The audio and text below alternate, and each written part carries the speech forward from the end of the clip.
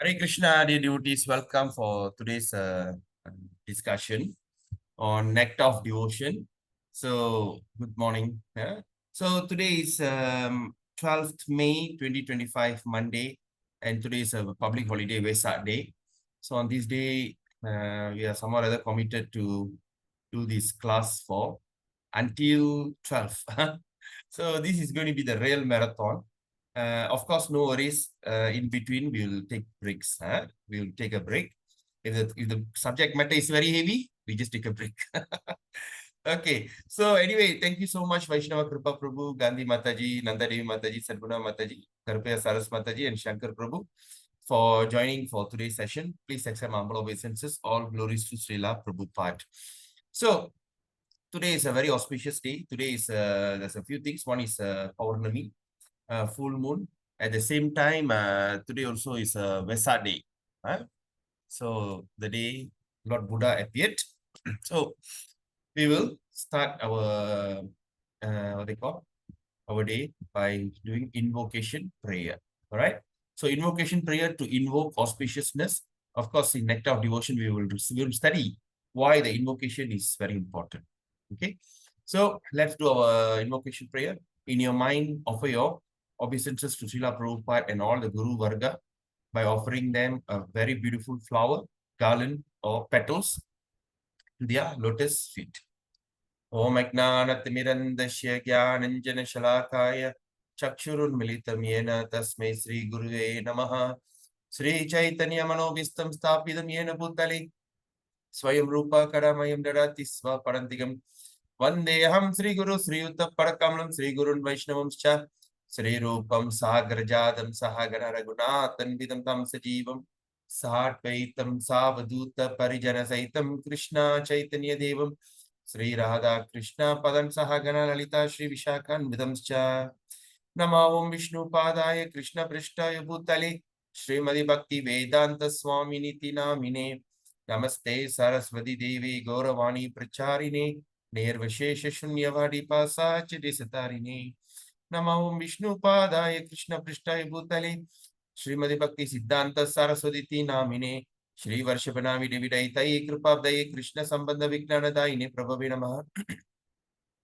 Madhuryo Ujvala Premadiya Sri Rupanuga Bhaktira Shri Gaura Karuna Shakti Vigrahaya Namastute Namaste Gauravani Shri Murtai Dinatarini Rupanuga Viruda Pasitanta Dvanta Harine Namo Gaura Kishoraya Sakshat Vairagya Murtai Vipralambra Sambodhe Padam Pujayate Namaha Namo Bhakti Vinodaya Sachidananda Namine Gaura Shakti Swarupaya Rupanuga Varayate Gauravir Bhavabhu Mestum Nidasa Sajjana Priya Vaishnava Sarvabhauma Sri Jagannatayate Namaha Vancha Kalpatarubhescha Kripa Sindhubheva Patitanam Pavinibhyo Vaishnavibhayo Namo Namaha Om Mahavadanyaya Krishna Prema Pradayate Krishnaya Krishna Chaitanya Namine Gauratase Namaha Panchatattvatmakam Krishnam Bhakta Rupa Swarupakam Bhaktavadaram Bhakta Kim Namami Bhakta Shaktikam He Krishna Karuna Sindhu Dinabandhu Jagatpate Gopesha Gopika Kanta Radha Kanta Namastute Tapta Kanchana Gaurangi Radhe Vrindavaneshwari Vrishabhanusdevi Pranamami Hari Priye Om Namo Jai Shri Krishna Chaitanya Prabhu Nityananda Shri Advaita Gadadhara Shiva Shari Gaura Bhaktavinda Hare Krishna Krishna Krishna Hare Hare Hare Ram Ram Hare Hare Hare Krishna Krishna Krishna Hare Hare Hare Ram Hare Hare Hare Krishna Krishna Hare Hare Ram Hare Hare Om Namo Bhagavate Vasudevaya Om Namo Bhagavate Vasudevaya Om Namo Bhagavate Vasudevaya Namo Vishnu Padaya Krishna Vishnu Vijay Pataka Swami Namo Namacharya Pradaya Kripa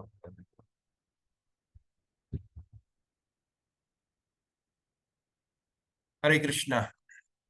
So today we're going to continue our discussion, and of course, yesterday we celebrated Narsinga Chaturdasi. I hope you all had a good time celebrating Narsinga Chaturdasi, and of course, all the centers were there was ample of prasadam was given. Hope that you all had a very nice day yesterday. All right. So before we start, is there anything that you'd like to share? Any realization for the past 2 days, Saturday, Sunday? Any chanting or whatever? Anything you'd like to say first? Let's do ice breaking after 2 days.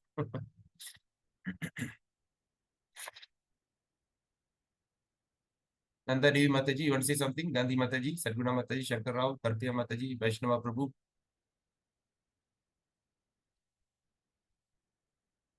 Am I audible? Hare Yes, Krishna. Prabhu. We can hear you well, Prabhu. Okay. How's the festival there, Shankar? I couldn't make it, Prabhu, because I unable to get leave because I'm working night shift, so I couldn't go, la, Prabhu, yesterday. Oh, I see. That means you, what, 4 days work, 3 days off, something like that. No, Prabhu, because my work is based on US client, so due to that, I had to work at night shift fully, la. So due Oh, to that, I have to like at some festivals I can go, some festival I was unable to go, la, Prabhu. oh, I see. Yes, because I'm working for a company which handles US client. My department is based on US and Canada. So Mhm. because of that, my work fully night shift, lah, bro. Yeah, And lah, it yeah, lah. started early, so because of that, I couldn't make it to temple yesterday. I see. It's a 12 hours different, US and Malaysia. Yes, bro. When comes, what, daylight saving, 13 hours, huh? Yes, that's true. Yeah, terrible. Because I'm doing Bhakti Sastri with America. Like, Mm. Mahavidyalaya, North America, you know. Oh, So, okay. class usually starts at 9:30 to 12 midnight.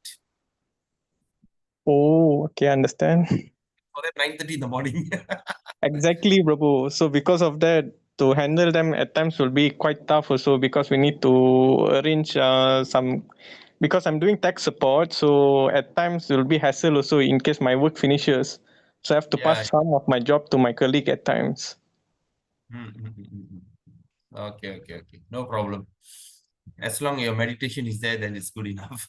Uh, that's all I can do, lah, bro. But most of the festivals are able to go because I'll be applying early leave because my some of my colleagues taking long leave because at Philippines everything is like summer, right? So most of them took leave and went back. So because of that, my leave got rejected actually. Okay. Right. So anyway, any you've been joining our class for the last 1 week, I think. Yes, bro. So any changes, any transformation you'd like to share? So far I'm feeling better, probably because like most of the classes for me is on like if I wanted to join any other classes, most of it would be night, so it'll be difficult for me because I'm working. So I can't join. But fortunately, you are doing morning class, so for me it was like good, lah, Prabhu. Like right Mm. now, also I'm just straight after work and join your class straight right now, Prabhu. I see. No, is there any difference, any changes in you? That means like chanting, changes in chanting, your perception. I feel better now, Prabhu, because since I joined the class and everything, I feel better. I can like focus on my spiritual life just like how I was before. I used to be very active then due to work and everything. Since I start to work, so my spiritual life, spiritual activities and everything like dropped drastically. But right now, it's improving, and through Vivan Prabhu's mercy, I was able to join this group. So I was Uh-huh. able to join this morning class. So I feel better now, Prabhu. At least by a way too. At least Krishna is giving mercy to me so that I can join your class. So I feel like a bit better. I feel more happier rather than thinking of material life. At least I was able to connect with my spiritual life again, focusing on that, learning more. And your classes all seriously, Prabhu, very great because you'll quote about Prabhupada's quotes and all. So it's really good actually because some of the quotes we can even use for preaching all as well actually. Correct. Yeah, so like this is one way like what I learned I can use to preach to others, to talk more about Krishna consciousness and everything because at least some of friends who are interested in Krishna consciousness or what I can explain them way better as well too. Yeah. So I'm learning a lot, so I hope I can learn more, lah, Prabhu, from you so that it will be useful for my spiritual life as well. Yeah, sure. That's the thing, because that's the idea that we just created, because I am so imperfect and I don't have knowledge. So the best is to study Prabhupada's purport in detail than giving my own opinion, you know. So it is nice. But just to add on one thing, Shankar, that we are studying this to improve our spiritual life first, so Mm. that of course you preach from your realization, Yeah. what you, how you feel good about this Krishna conscious, then you talk to them. But the main idea is that you would be able to chant 16 rounds minimum with full faith and full enthusiasm, because we are talking about bhava, True, you know. Prabhu. So eventually you can, from 16, you can increase to 32. Our ultimate goal is to chant 64 rounds a day. So Agree. yeah, so definitely you will do it. Because I've seen so many people, Matajis all here, all doing easily 64 rounds a day already. Yes, Yeah, Prabhu. I hope I will get the mercy to do as such, Prabhu. So right now, actually, I was surprised that I was able to join the group because I was like, I met you during Ramanavami. Like within a week, I got the link for this group, and I was able to join. I was like quite happy actually. nice. Yes. Yeah, Seriously, I'm meeting you after a long time, Prabhu. Like been ages since I met you, and I was really happy to meet you on the festival actually that day. Even yes, that day yes. also, I think if I was rushing going to work also actually on that day. Mm-mm. When you came in front of me, I was wondering who are you. Suddenly, oh, Shankar. I also never noticed you until you call me, Prabhu, or else I wouldn't notice one also because many people, right? So I didn't focus much also. True, true, true. Anyway, so happy to have you with us. So, okay. All right. So, dear devotees, so let's go into the subject matter. So, today we're going to study this Nectar of Devotion. So, in Nectar of Devotion, we are at this. Okay. So, just give me a second. Right for everyone. Okay. So, do you remember where we stopped yesterday? Here, right? All activities to be divided into two classes. No, no, no. We didn't speak about Anushilanam. I think we stopped here. All right. So anyway, it's better to also to start from. Is this okay, Mataji? I mean, this size 150%. Is it okay, or shall I make it bigger? I think 150 okay, Prabhu. Done. This is okay. Within your phone, everyone. Yes. All right. Okay. So now, when we talk about, all right. So in this, what we have said, what we have read is that in the first part of these four waves, they are being general description of devotional service. The second concept is regularity principle, executing devotional service, and the third wave is devotional service in ecstasy.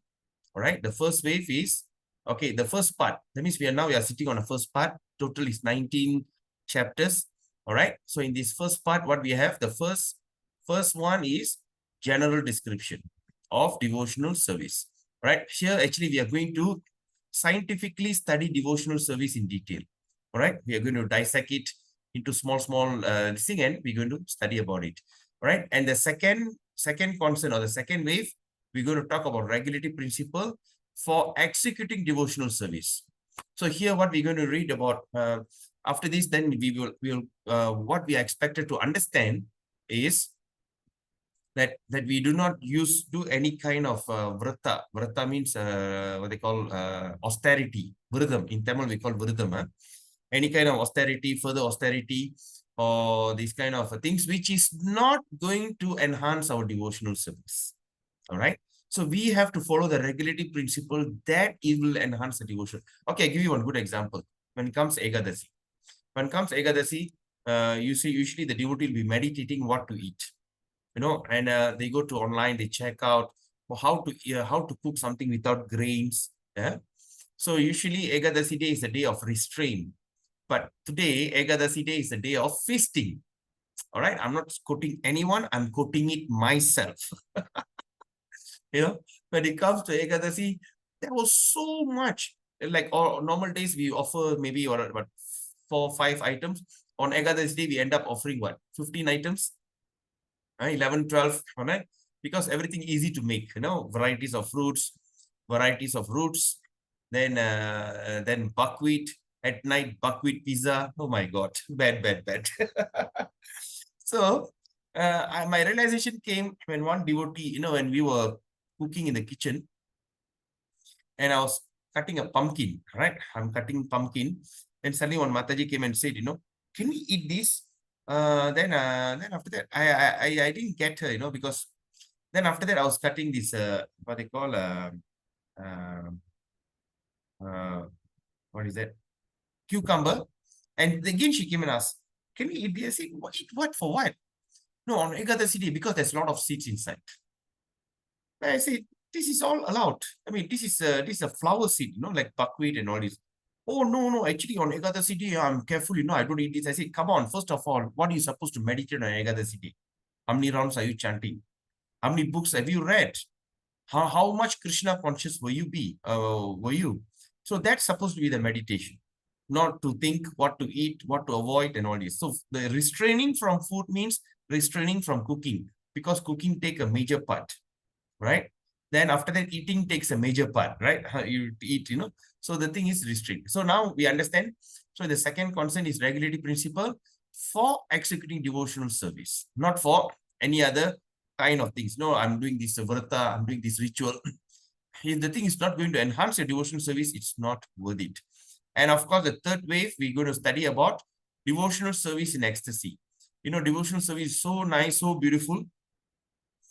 So what is the basic of devotional service? Sadhana Bhakti. And the Sadhana Bhakti, it starts with chanting the holy name. All right. How we can be ecstasy, how you can be excited performing devotional service.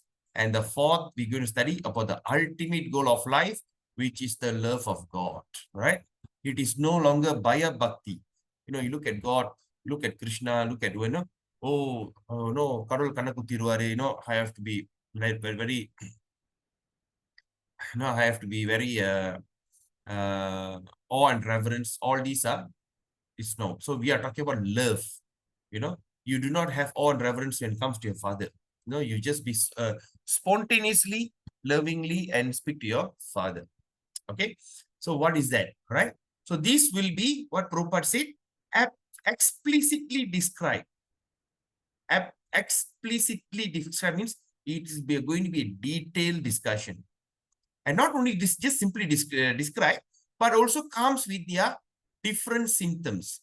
So what are the symptoms that I'm having? You should be able to understand, right?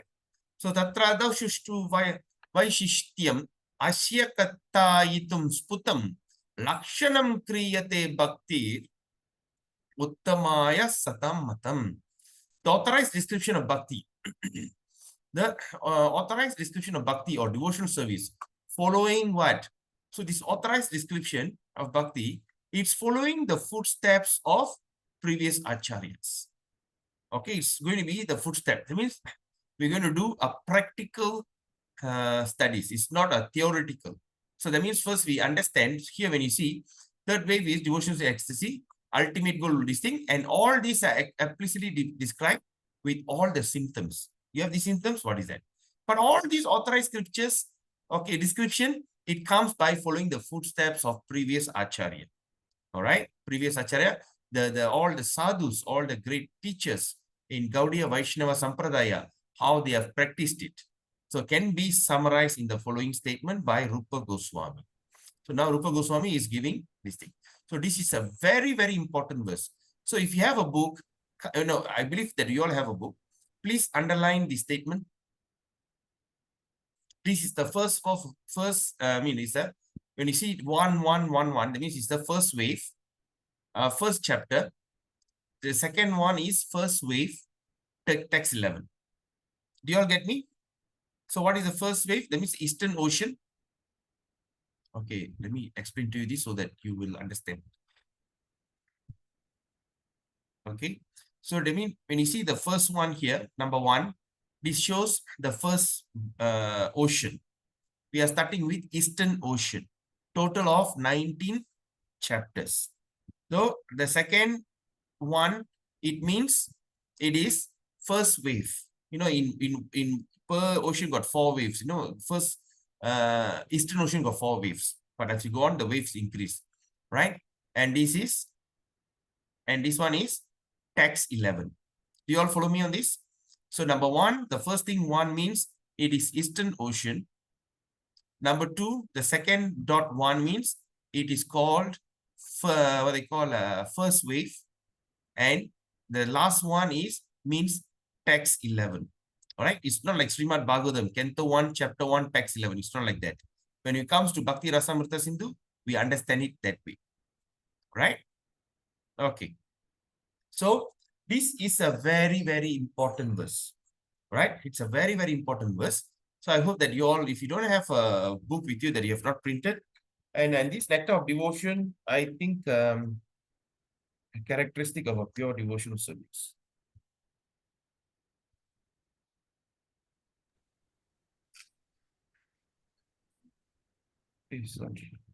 Right.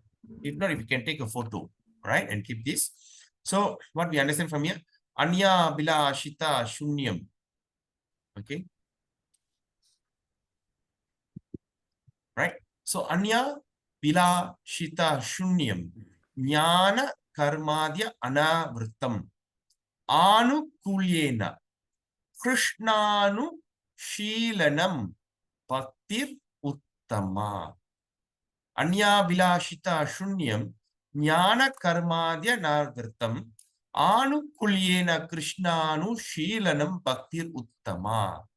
Anya Bilashita Shunyam. Jnana Karmadya Navrtam. Anu Kulyena Krishnanu Sheelanam Bhaktir Uttama. Right? So the translation is this. First class devotional service. Right? What is a first class devotional service? It is known by one's tendency. Right? The first class devotional service, it is known by one's tendency. That means your tendency to be fully engaged in Krishna consciousness. Right? So what does that mean? So that means we are talking about fully. The word fully is to be highlighted. It is not something that you don't engage fully. Right? So the first class devotional service. So this, is there any particular devotional service is mentioned here? No. Even if you are a gardener for the temple, if you do gardening work, right? If you can fully engage in that service, you are first class service. If you're cleaning the washroom, toilet, if you're mopping the thing, if you do it nicely, that is first class. All right. So it's not into any kind of particulars. Anything that you perform for the pleasure of the Lord and the devotees, and you can do it fully, that's when it's called first class devotional service. So it's known as one's tendency to be fully engaged in Krishna conscious, and secondly, serving the Lord favorably. All right, the second word that we have to talk about, serving the Lord favorably. Sometimes it's not like you're serving Krishna frustratedly. Why it's only me? Why there's nobody? When you go into the temple, when you want to start cooking, then you end up, you see there's no one there. When you want to go and prepare the flower garland for the Lord, you see end up you're the only one. You know, after the temple service, especially at night, when everybody leaves the temple, end up you alone. You'll be wondering, how come I'm the only one who have to clean up the entire temple? You know, so that's the thing. So that means you have to serve the Lord favorably. All right. So in that situation, what we should think, oh, everybody left the temple, I'm the only one behind. Therefore, Krishna giving me a blessing that I can end up doing everything by myself. All right. If I have another 10 people, the seva is divided into 10. But today I'm the only one. Right. Just imagine when you're going for a when you're going for a whatever, like a feast or something like that, end up you're the only one there, or few of you are there, and you see there's so many food stuff to be enjoyed. How excited you will be, you know? You all get me? You know, so what happened if you go? Okay, example, I give you good example. Like hotel. You know, hotel gives breakfast, right? So sometimes you know what happened? There's one particular hotel I went that it gives amazing fruit juices, the fruit juice, and varieties of what they call varieties of what do you call it? Fruits. That fruits that you cannot eat in Malaysia, very expensive. Can you imagine? You have abundance of mangosteen. One mangosteen costs you how much? But then they got a mountain of mangosteen to enjoy. Right? So you have a mountain of mangosteen to enjoy. And then also they take the mangosteen one scoop and put it, grind it right in front of you. Like the coffee grinder, they grind it and give it to you as a juice. Which is not possible to eat outside. When it comes to Malaysia, maybe 1 kilo is so expensive, right? So because of that, what I did, I went and waited in front of the breakfast starts at 6:30. I was there at 6:20 in the morning, you know. So I went in and I just enjoyed everything. Because after that, when so many people comes, you can't even get a morsel of it. So it's like that. So this is one example I'm giving. So that means the devotional service is one tendency fully engaged and also have to be done favorably, not frustratedly. Why only me? Why I am the only one available here? Why I am the only one I have to do this? That's not the thing. So when you see there's not enough people are there to serve you, you know, or sometimes when you see that, especially in temple, no, sometimes it's quite frustrating for the organizers. When the program starts, very less people. When come prasadam time, you see so many people. People just simply come there just to eat and chabut lari, you know. So as an organizer, sometimes the organizer get frustrated, you know. Only eating time they come. Why we are having this program? Because we want to encourage them to come for class and everything. So it doesn't matter, right? So this kind of frustration is not necessary, right? Because eating prasadam is also one of the sadhana bhakti. Right? Eating for Krishna is also very, even though you are satisfying your tongue. Okay, so we must remember this. Anya bilashita shunyam, jnana karmadi anarvartam, jnana karmadi, all these unwanted, what they call, understanding and knowledge. Anukulyena Krishnanu, Anukulyena Krishnanu, Sheelanam Bhakti Uttamam. First class devotional service has to be engaged according to one's tendency, right? One's tendency. Sometimes, well, should I do this? Can I do this or not? Just sometimes fake it till you make it, right? Example, like my mentor, Pran Govinda Prabhu from Alachua, USA, asked his spiritual master, His Holiness Radhanath Maharaj. He asked, Maharaj, how can you be this humble? Why are you so humble, Maharaj? And you know what Radhanath Maharaj said? Do you want to know the secret? I said, yes, I want to know the secret. I was pretending all this while. I was pretending to be humble.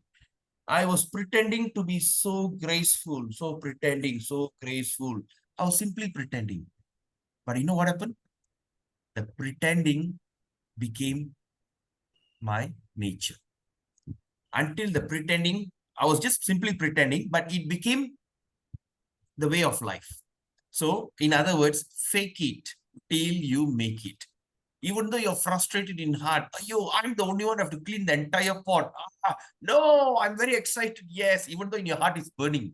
You know, I am very excited because Krishna have given me the opportunity to do single-handedly perform everything. All the merit of cleaning the pot going to come to me. All the merit of cleaning the toilet, cleaning the thing, doing all whatever seva that I'm supposed to do where I see no one. Right? It's going to be mine. Yes.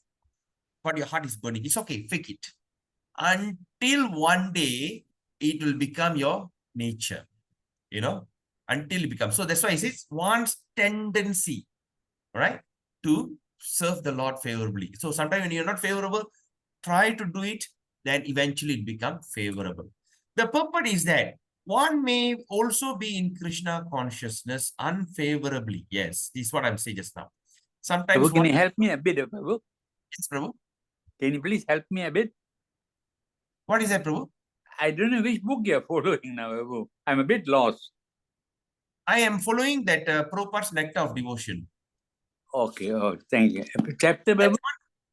That one that you have printed, that one you have, it is that is a point form to further enhance the thing. Okay, bro. I'm lost, Prabhu. A bit lost, Prabhu. Okay, this is let me see. Can anyone help Prabhu in book? Which one? Okay. Okay, Prabhu. Can you open XX under the introduction? XX Oh, under the interaction, Prabhu. introduction. And it is on the 7th paragraph. Okay, I'll try to catch up. You carry on, Prabhu. Yes. Okay, it's on the 8th paragraph, Prabhu. 8th paragraph. 6th paragraph. Okay, 8th paragraph. 8th paragraph. So I think it is under the Roman this thing XXI. So that means 21. Page 21 on introduction. Can you see XXI under the introduction? The authorized description of bhakti or devotional service following the statement of the previous acharya. I'll Okay. try to find out, Prabhu. Okay. So in my book, in this book, small book, it's under which book you having, Prabhu? Do you having this one? The printed one, Prabhu. No. Oh, you're printed, the one you printing. You printed from the thing, Waves of Devotion. Yeah. No, it's not there. Okay. It And is on Nectar of Devotion, Prabhu. Yes. Prabhupada's Nectar of Devotion. The Chapter. printed. Huh? I had the book. Where are you now, Prabhu? Okay, now do you please see? Do you have this version? Not yours is very old, now, Prabhu. Yours is new one, huh? Yeah. Okay. Under XXI or 21, page 21, Roman number 21. Prabhu, Oh, go to introduction. From introduction, page 1, page 2, page 3, third page. Give me a moment. Page 1, page 2, page 3, Prabhu. Yes, the page 3 on top is start with the authorized description. Yeah. Thank you very much, Mataji. Wow, Mataji, you're great. Thank you very much. Yeah, you're most welcome. Sorry for bothering all of you, Mataji. No Please problem. No problem. I'm also getting a bit lost when we are having two books. Like Yeah. this morning, I saw the books. I don't know which one we are going to do. So I Yeah. was like looking for the page. I'm grateful, Mataji. Thank you. Most welcome, Prabhu. Just a simple thing. All right. Wonderful. Okay. We will refer to this book as the main studies. After we finish the chapter, we recap using the Waves of Devotion. Okay. The Waves of Devotion, when I ask you to take out, then we use. But before that, we just use that Prabhupada's Nectar of Devotion. Okay. But here, the difference is what I am showing is Prabhupada's Nectar of Devotion was added with what they call the verses. That's all. Okay. Because when you look at Prabhupada's verse or this thing, you don't see the verse Anya Bilashita Shunyam. All right. Okay. Anyway, so now the purpose is that one may be in Krishna conscious also unfavorably. All right. This is another thing. Say, like for instance, like the children born into Krishna conscious family and they don't like it. You know, sometimes we have seen, right? So the parents are very fired up in Krishna conscious, but the children, well, I'm in Hare Krishna, I'm born as a devotee. All right. And they can be very unfavorable. They can be unfavorable. But we must know that cannot be counted as pure devotional service. Right? Sometimes when the children are born into Krishna conscious, but when they have that opportunity to perform pure devotional service because they're born and bred in that Krishna conscious movement. But if they are not favorable, whatever seva that they are doing, it is not counted as pure devotional service. So now, what is pure devotional service? So pure devotional service should be what? Free from desire of any material benefit or for sense gratification. Please underline the statement in your book. It is very, very, very important. So that means pure devotional service means should be free from the desire for any material benefit or for sense gratification. Example, now I'm performing a beautiful seva so that I want people to recognize me. You know, wow, Mataji, you have done a wonderful flower garland, you know, something like that. You make a very nice, beautiful garland. Okay. So all this kind of expectation. Sometimes say like someone comes in, say like you did everything, but someone is going there just to touch up. All right, just to touch up work. And the person comes and says, wow, you have done a beautiful decoration. You know, you have done a wonderful job. Oh, look at that. That shows you are really meditating in your service. And that person say like, if it's example is me, right? So when I hear to that praises, I simply smile and keep quiet, not mentioning all this decoration is done by Nanda Mataji. Example, all these things done by her. I just going and putting touch up only, but end up someone come and praise me, and end up Nanda Mataji was there. Okay, let's switch again. So I did everything. Nanda Mataji get the praise. All right, Nanda Mataji get the praise. And whatever happened to me, I'll get very angry. What is that? How is that possible? I did everything and end up this Mataji got all the praises, you know. Or sometimes after they do something, they want to ask, like example, okay, I don't put a real life example. Say like after the prasadam cook, say, and the prasadam end up so tasty, going around there, and the cook go around, do you like it? Do you like the prasadam? Very nice, very nice. Yes, I cooked. Or, you know, I cooked this, you know, I cooked that. So these kind of things. So I'm giving some very normal kind of this thing. But this is actually the big problem in the society. In that society, in our society, in Krishna conscious society, this is a very, very big problem. Because you know why? Everyone have that hidden, what they call a hidden thing in them, that they have so much of desire for material benefit and for sense gratification. You know, sometimes when someone do that seva, and if that person is not given a due recognition, that's when the problem starts. All right. How dare you not to say about this? I collected so much of money for the temple for this festival. You know, lembu punya susu, sapi dapat nama. You know, something like this kind of verbs, proverbs they used to say. So since we are all trying, right? We are all trying to become a pure devotee of the Lord. When we all wanted to become a pure, that's our goal in the Sastra study marathon, that we want to achieve pure devotional service, at least to the level of bhava. All right. So we also understand there's three kinds of devotees: Kanishta, Madhyama, Uttama. So maybe we can be in Kanishta level, but in Kanishta also divided into three: Kanishta, Kanishta, Kanishta Madhyama, and Kanishta Uttama. Okay. So at least in Kanishta level, let's go into Kanishta Uttama. Even though I'm a neophyte, but let me be the best neophyte. Right? If I'm in Madhyama, even in Madhyama, that means they have Kanishta Madhyama, Madhyama, Madhyama Uttama. So in Kanishta, let me be the best Madhyama. So something like that. So that's it. So we must, what they call, we must be able to check and balance our activity. Don't let things work whimsically.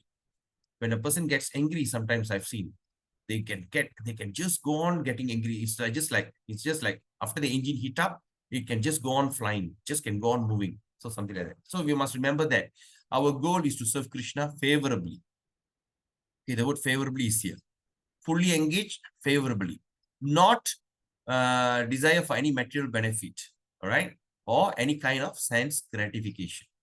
As the desires are cultivated through fruitive activities and philosophical speculation. Sometimes the desire and how the desire is cultivated, the desires are cultivated or nourished through the fruitive activities, all right, and philosophical speculation, all right. So sometimes we will get all the thing by, like sometimes in Srimad Bhagavatam, we see at the end of the Bhagavatam, we say those who have read this, you achieve this kind of goal, all right. So that means there's a kind of fruitive activity and speculation. So all these no need. So generally, what Prabhupada is explaining here is generally. So generally means common. It's common. Okay, generally, people are engaged in different activities to get some material profit. You know, when you just go on the street and just watch, when you see people are going and left, going right, you know, the people are all moving around, you just stand here and watch. What is their ultimate goal? They are just going around, running around hitta and tita, because they want to have some kind of material profit. All right, they are working, they're making some money, and they are going around visiting to engage their sense gratification, like tourists. All right, so some material profit. While most philosophers are engaged in proposing transcendental realization through volumes of what jugglery and speculation. Right? So the fruitive guys are running around hither and thither, trying to make some money, and that philosophers, right? The philosophers are simply engaged in proposing. They are simply engaged for their job just to propose some new transcendental realization, some of the spiritual realization. And how? Through the volume of books, they simply write books. Okay, example like motivational books. You know, the books are keep coming out. New theories are created. Okay, and actually what is that? It's simply word jugglery. You know, sometimes we see a quote, we see a quote from this, Sadhguru or whoever guys, they come with some motivational quote. They just take some few lines and they put their face and they like to post. All right. And what is that? The message is same. But next day, there's another person who will modify the word and they think, oh, this sounds better. All right. So it is just like that. It is just thing. Okay. Example, when we take rice, what type of things that you can cook? You can make a basmati rice. You can make a ghee rice.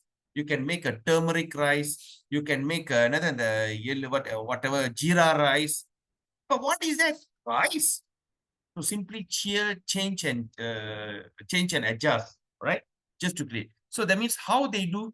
They do through the word jugglery. Simply, or in layman Tamil, they say vaayile payasa kaikirathu. The sweet talker. All right. So they simply juggle with words, play with words, and also with speculation. Therefore, Prabhupada explained, pure devotional service must always be free. Remember that. Please underline this statement. Pure devotional service always must be free from such fruitive activities and philosophical speculation. Okay. So it has to be spontaneous. So one has to learn Krishna conscious of pure devotional service from the authorities. All right, from the authorities by spontaneous loving service. So it has to come spontaneously. All right, it has to come spontaneously. All right, okay, like that. Just like I say, a mother who loves the child, it's a spontaneous love. All right, it is something that cannot be seen, okay? Because mother's love is the one that real prema. In this material world, of course, it's very pathetic, but we can feel the prema in mother's love. All right. Just like recently, yesterday or day before yesterday, right? There was an elephant, calf was bitten, hit by a lorry. All right. The mother elephant came and frantically tried to save that calf. Tried to push this thing, but eventually the calf died. And you see, the mother was howling and crying. Right. Just imagine. But people are so commenting, so pity. But after that, they go back and slaughter a cow and eat, slaughter a goat and eat. That they don't see it. That's why it's called pathetic. Pathetic means what? They can't see the clear picture. It's quite funny, right? So like that. So we have to learn Krishna conscious or pure devotee. So then, okay, now let's look at this word here. The Prabhupada translated that we have to learn Krishna consciousness, which is all pure devotional service. So that means Krishna consciousness means what? So now this is the statement that Prabhupada made. So Krishna conscious means International Society for Krishna Consciousness means is an international society for pure devotional service. Can you all agree with me on this? All right. I'm not speculating. I'm just simply following Prabhupada's statement. Does it make sense? Is it logic? All right. So Krishna consciousness or pure devotional service. All right. Does it make sense, my dear Prabhus and mothers? Hare Krishna. Are you all there? Yes, Prabhu. Does it make sense, Mataji? Yes. It's So pure what devotion. what Prabhupada says, one has to learn Krishna consciousness. Or the word O. Okay, the word O is disappeared. Nice, hidden. Right. He said Krishna consciousness. Then after that, he said what? Awe. The word awe. Awe means what? Okay, the word awe here. Awe, pure devotional service. Means what he's trying to say? Krishna consciousness means pure devotional service. All right. So once we are all trying to become engaged in pure devotional service, we are engaging in Krishna consciousness means we are engaging in pure devotional service.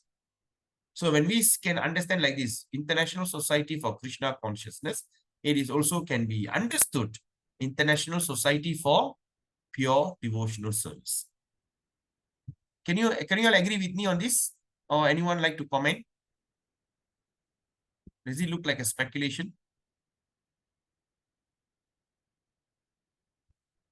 Hare Krishna, anyone? Who say, who put a thumbs up? Nanda Devi Mataji, okay. All right. What do you think, Vaishnava Kripa Prabhu? What is your opinion? Yeah, it can be comparable, Prabhu. It makes sense, right? Because if Prabhupada says one has to learn Krishna consciousness or pure devotional service.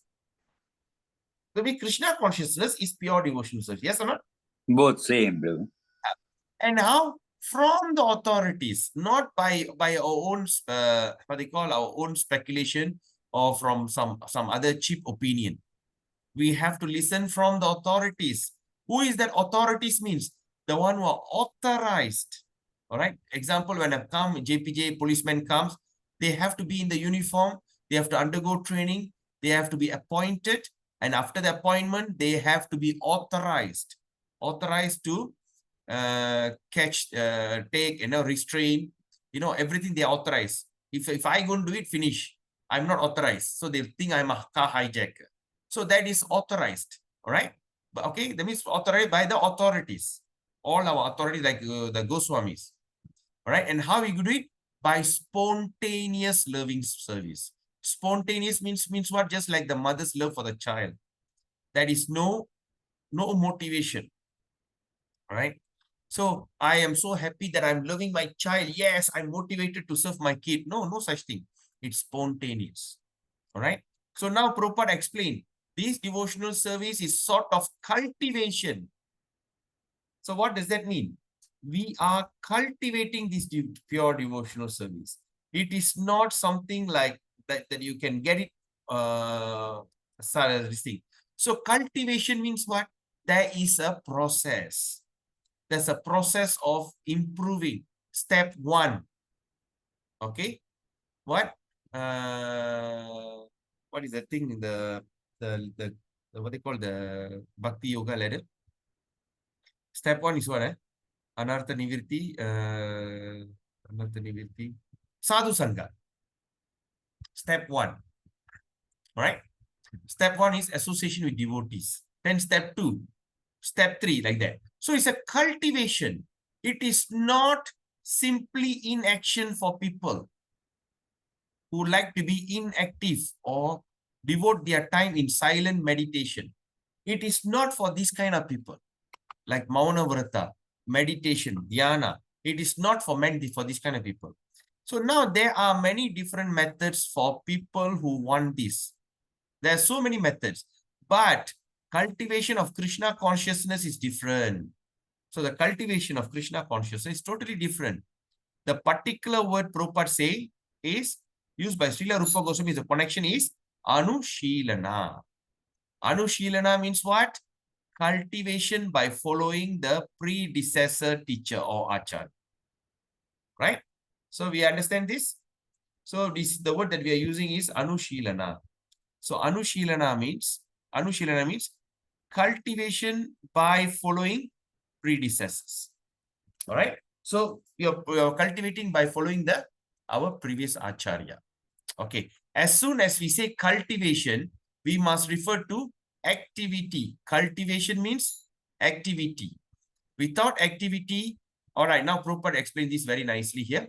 Now, without activity, consciousness alone cannot help us. All activities may be divided into two classes. One class may be achieving a certain goal and the other may be avoiding some unfavorable circumstances. Yes or not? So that means every activity can be divided into two. Very nicely explained. What is the first thing? Now I want to perform this activity because I want to achieve my goal. I want to achieve my education. I want to pass my exam. I want to get that income. I want to finish the project goal for my benefit. But at the same time, when I'm driving back home, I make sure when somebody come and honk at you, don't give eye to eye contact. When people come and honk you, don't irritate them. Don't this thing to avoid this road rage. So also an activity. So the activity one is favorable for your benefit. Second is to avoid unfavorable circumstances. Okay. Now, in Sanskrit, these activities are called, in Sanskrit, these activities are called pravirti and nivirti. All right. Pravirti and nivirti. Or in other words, it's called as positive and negative action. Okay. So far, so good. Okay. All right. So now it's 9 o'clock. We just spoke for 1 hour. Shall we just take a short break, 2 minutes break? Okay. We take 2 minutes or 1 minute. Just get up, stretch yourself, look out. No, the sun is shining so bright. Look out. Don't stare into the sun. All right. Just take a short 1 minute and we get back again. Just get up so that you won't get tired. Hare Krishna.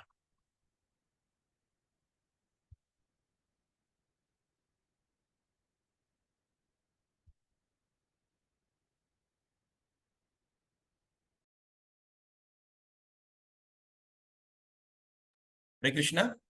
Hope everyone is back. Okay, so we understand here in Sanskrit there's two terms, pravirti and nivirti. Pravirti means positive, nivirti means negative. Okay, so there are so many examples. There are so many examples on negative action. For instance, a diseased person who has to be cautious. All right, a diseased person has to be cautious to take medicine in order to avoid unfavorable illnesses. Okay, those who are cultivating spiritual life, okay, cultivation, spiritual life, and at the same time executing devotional service are always engaged in activity. All right, such activity can be performed with the body or with the mind. Can be performed by the body and also the mind. How? Example, thinking, feeling, and willing are the activities of the mind. Thinking, feeling, and willing is the activity of the mind. And when we will do something, the activity comes to be manifest. Okay, the activity comes to be manifest by gross bodily senses. So that means the activity comes to be manifest by the gross. That means we are performing this in our gross bodily senses. Thus, our mental activities should always try to think of Krishna and try to plan how to please him. That is the first step. So the mental activities, that means the thinking, feeling, and willing, all right, should always try to think how to execute this. That means always try to think of Krishna. We have to simply think of Krishna always and also try to make a plan. How can I please him? So how are you going to do it? By the following of the footsteps of the great acharyas and the personal spiritual master. So there's two ways of doing it. One is by reading and understanding all that commentary and this thing by the previous acharyas, okay, in our Guru Varga. At the same time, also our personal spiritual master. These are the activities of the body. Okay, so that means these are activities of body, activities of the mind, and activities of speech. A Krishna conscious person engage his words in preaching the glories of the Lord. Okay, he always engage. Who? The one Krishna conscious always engage his words. So whatever he speak, he only speak. That means the word is like preaching the glories of the Lord. This is called kirtana. So kirtana means what? kirtana. That means you are engaging the word in glorifying the Lord. And after that, his mind in Krishna conscious always thinks and the activities of the Lord. So we utilize the mind. All right, we utilize the mind in thinking all the activities of the Lord. As he's speaking in battlefield of Kurukshetra or engaging in various pastimes in Vrindavan with his devotee. All right, example like how Krishna said, he speaks on the battlefield of Kurukshetra or engaging in various pastimes in Vrindavan with his devotees. These are the things which is we always can speak about, you know, in that middle warfare, what happened, right? So like that. As he's speaking, okay, now, in this way, one can always think of the activities and pastimes of the Lord. This is the mental culture of Krishna consciousness. Right? So, any questions so far? Just give me a second.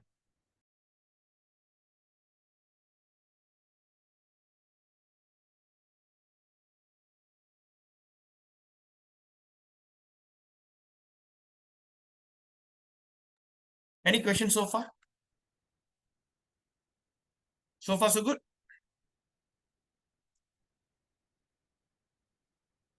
All right.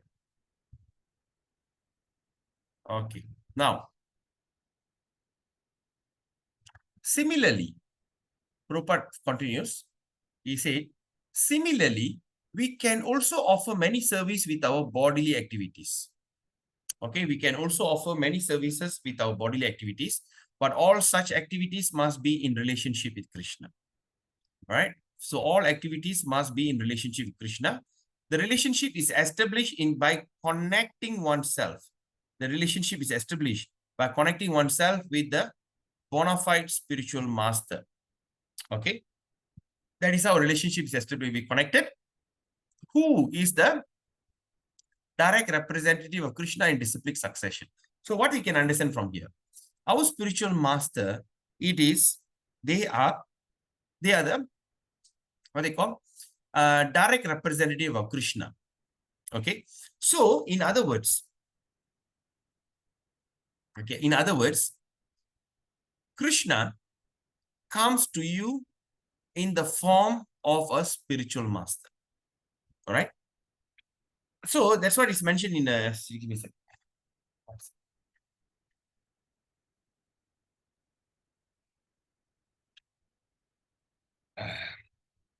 So Krishna appears in front of you in the form of spiritual master.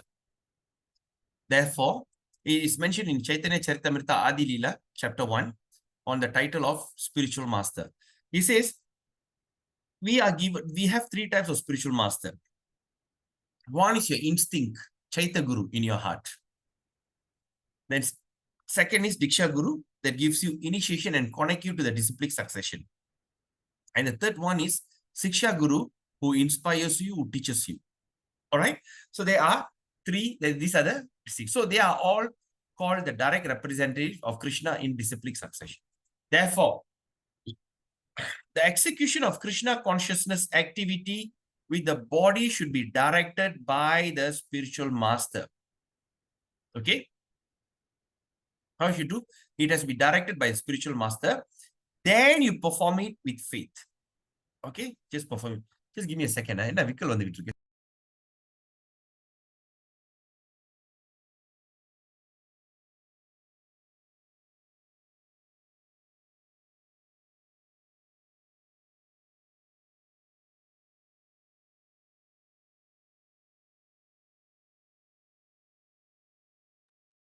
Okay.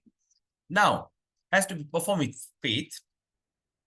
The connection with the spiritual master is called initiation. So, when you are connecting yourself with the spiritual master, and that is what they called as initiation. From the date of initiation by the spiritual master, the connection between Krishna and the person cultivating Krishna consciousness is established. Okay. So it's established. So now Prabhupada is explaining very nicely. Without initiation by the bona fide spiritual master, the actual connection with Krishna consciousness is never performed. Right? So, so we've seen like so many people are praying to Krishna, like for instance, like Gujaratis, mainly they are all Krishna devotees, majority, right? Now, when you look at this, that means, but the thing is, the person can be a devotee of Krishna, but when a person accepts initiation, so that means that's when he actually the actual connection with Krishna conscious, it is established. Without initiation, the connection with Krishna conscious is never performed. Krishna conscious means what? Can anyone tell me? What is Krishna consciousness?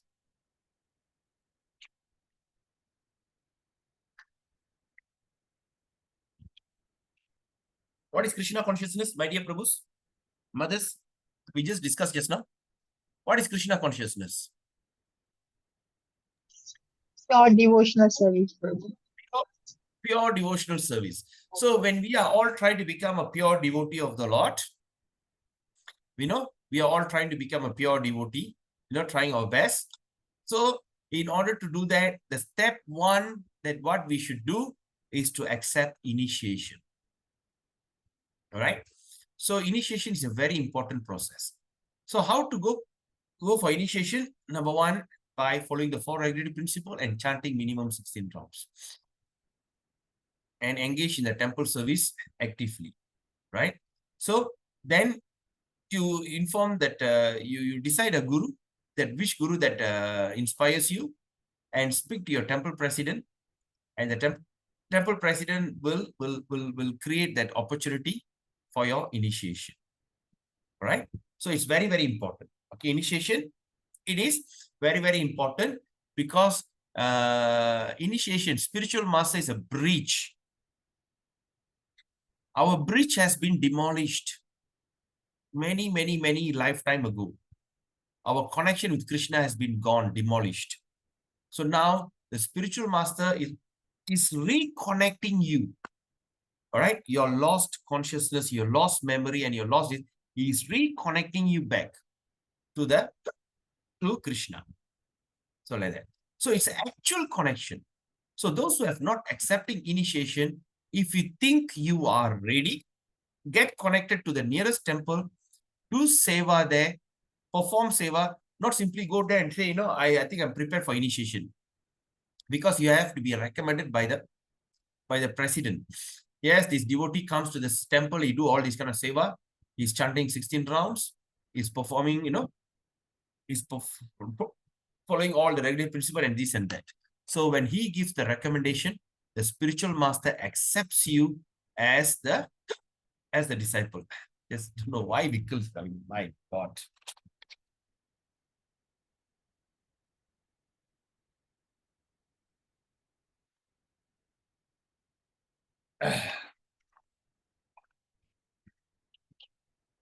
Okay.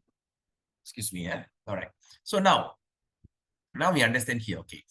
The cultivation of Krishna consciousness is not material. It is not material. The Lord has 3 general energies. All right. The Lord has 3 general energies, namely external, internal, and marginal. Okay. Do you all? Okay. The living entities are called marginal energy. The materialistic cosmic manifestation is the action of external energy, or we also call as material energy. All right. Then there is a spiritual world, which is manifestation of internal energy.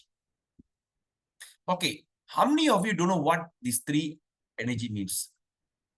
Who doesn't know that internal, external, and marginal? Who don't know?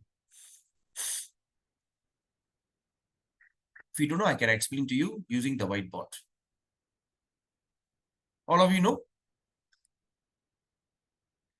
Do you know what does it mean by internal energy, marginal energy, and external energy? Yeah, quite clear. We all know, Prabhu. Okay. Anyone don't know? Shankar, do you know?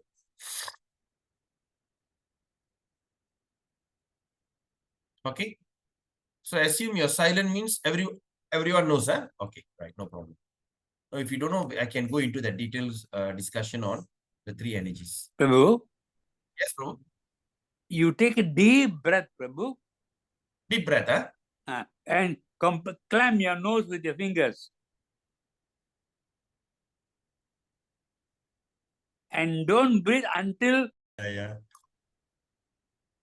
Thank you, bro. Now I think it's quite better. Okay. So now where is it? So there's a spiritual world which is called the manifest internal energy. So you all know this. I hope that you all, because it's very important. If you don't know, I will explain. All right. Seems like everyone knows about this. Hare Krishna Prabhu, I just for recap can explain also. We don't mind listening, I think. Recap.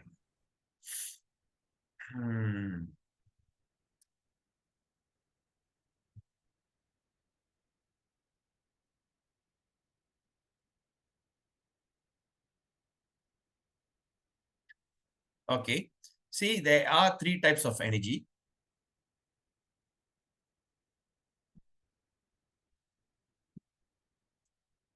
Okay. The first energy we call as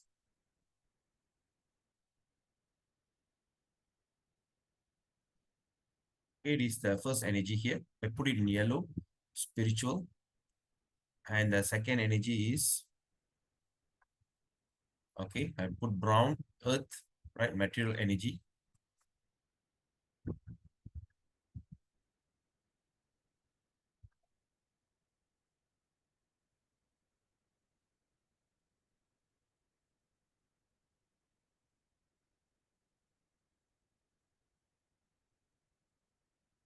Wow, really helps, Prabhu.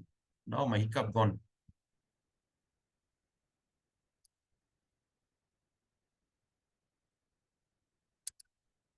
You must wait till your lungs burst now. Oh, energy. Or call as Ladini Shakti, or also called as internal energy. Okay, why it's called as internal energy? Right, I don't go into the detail. Right, so spiritual energy, Ladini Shakti, or also called as internal energy. All right, so the next one is external energy. External energy, or we call, or we also known as shadow, or also known also as material energy.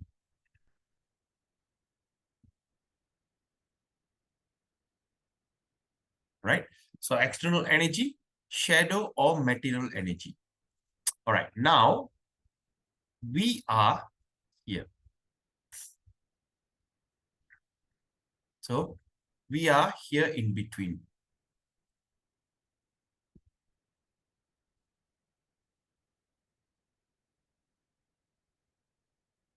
We are known as marginal. Okay. This is called as living entity. Living entity, or known as marginal energy.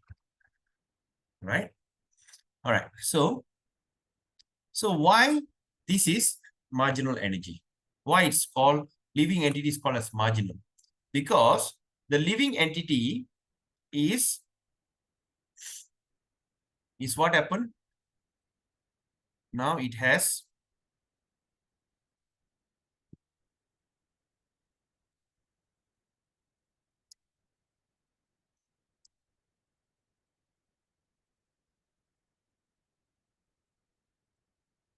right. So it's infused with the spiritual soul. You got it, Mataji?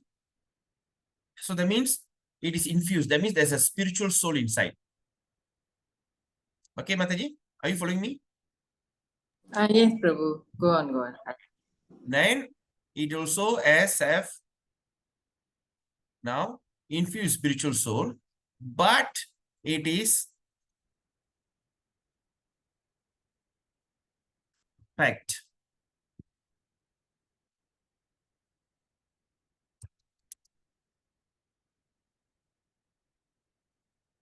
Material.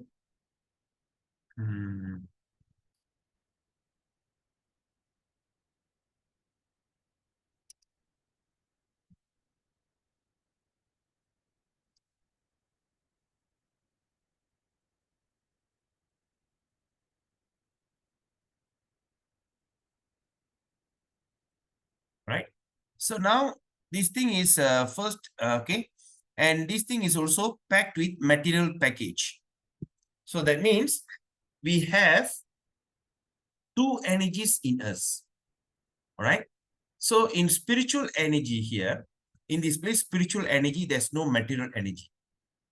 In that external energy, shadow or material energy, there's no spiritual energy. It is two, internal, external. But we are here in the middle. That's why I call marginal. So why we are marginal? We are infused with spiritual soul, but our body is packed, the packaging with material package, with material senses. So what is the material senses? We have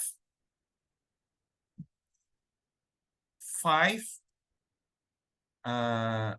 senses.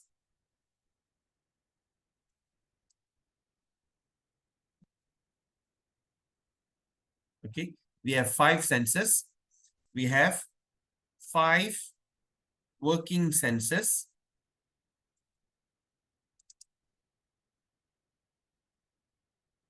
We have five working senses. We have five knowledge acquiring senses. Then we have five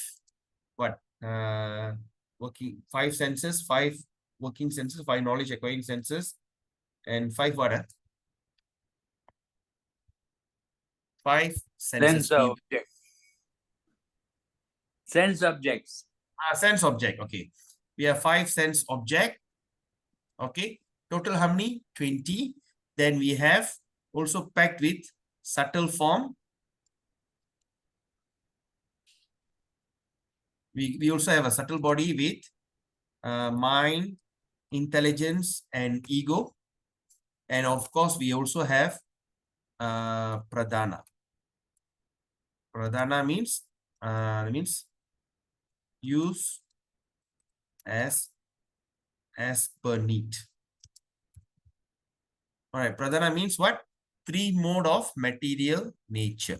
So this is what our body is made of. All right. So this is what the five senses are given. So now we have five senses. All right.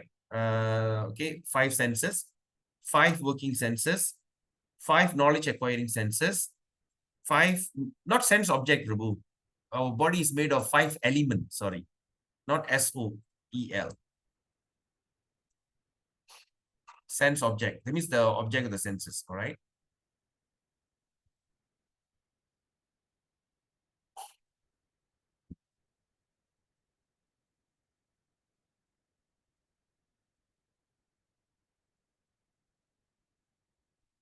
Right. So what we have? We have five. Our body is made of five elements, material element. Okay. We have five material element. Then after that, we have got a subtle body with mind, intelligence, ego, then pradhana. Pradhana means three mode of material nature, mode of goodness, passion, and ignorance.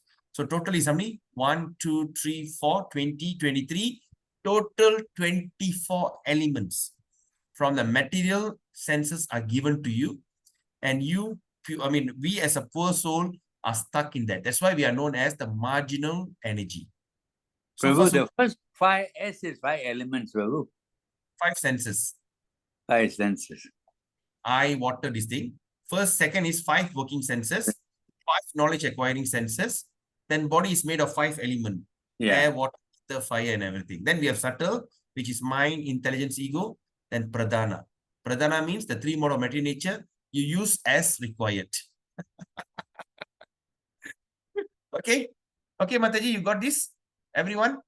Okay, that's a good recap. At least you can follow. Thanks. Okay. All right. So let's move on. So that's what we are saying. Okay. So that means we have the internal energy, marginal energy, and also the spiritual energy. All right. Or which is called as internal energy of the Lord. The living entities who are called marginal. Now we understand what is marginal, middle. Perform material activity when work under inferior or external energy. So when the thing is, it is perform material activity. So we perform material activity because we are under the influence of external energy or the inferior energy. Got it? When they engage in activities of the internal or spiritual energy. So when they start to engage in internal energy or the spiritual Ladini Shakti, their activities are called Krishna conscious. Isn't that fantastic? Very easy. So there's two options. While you have two options in yourself.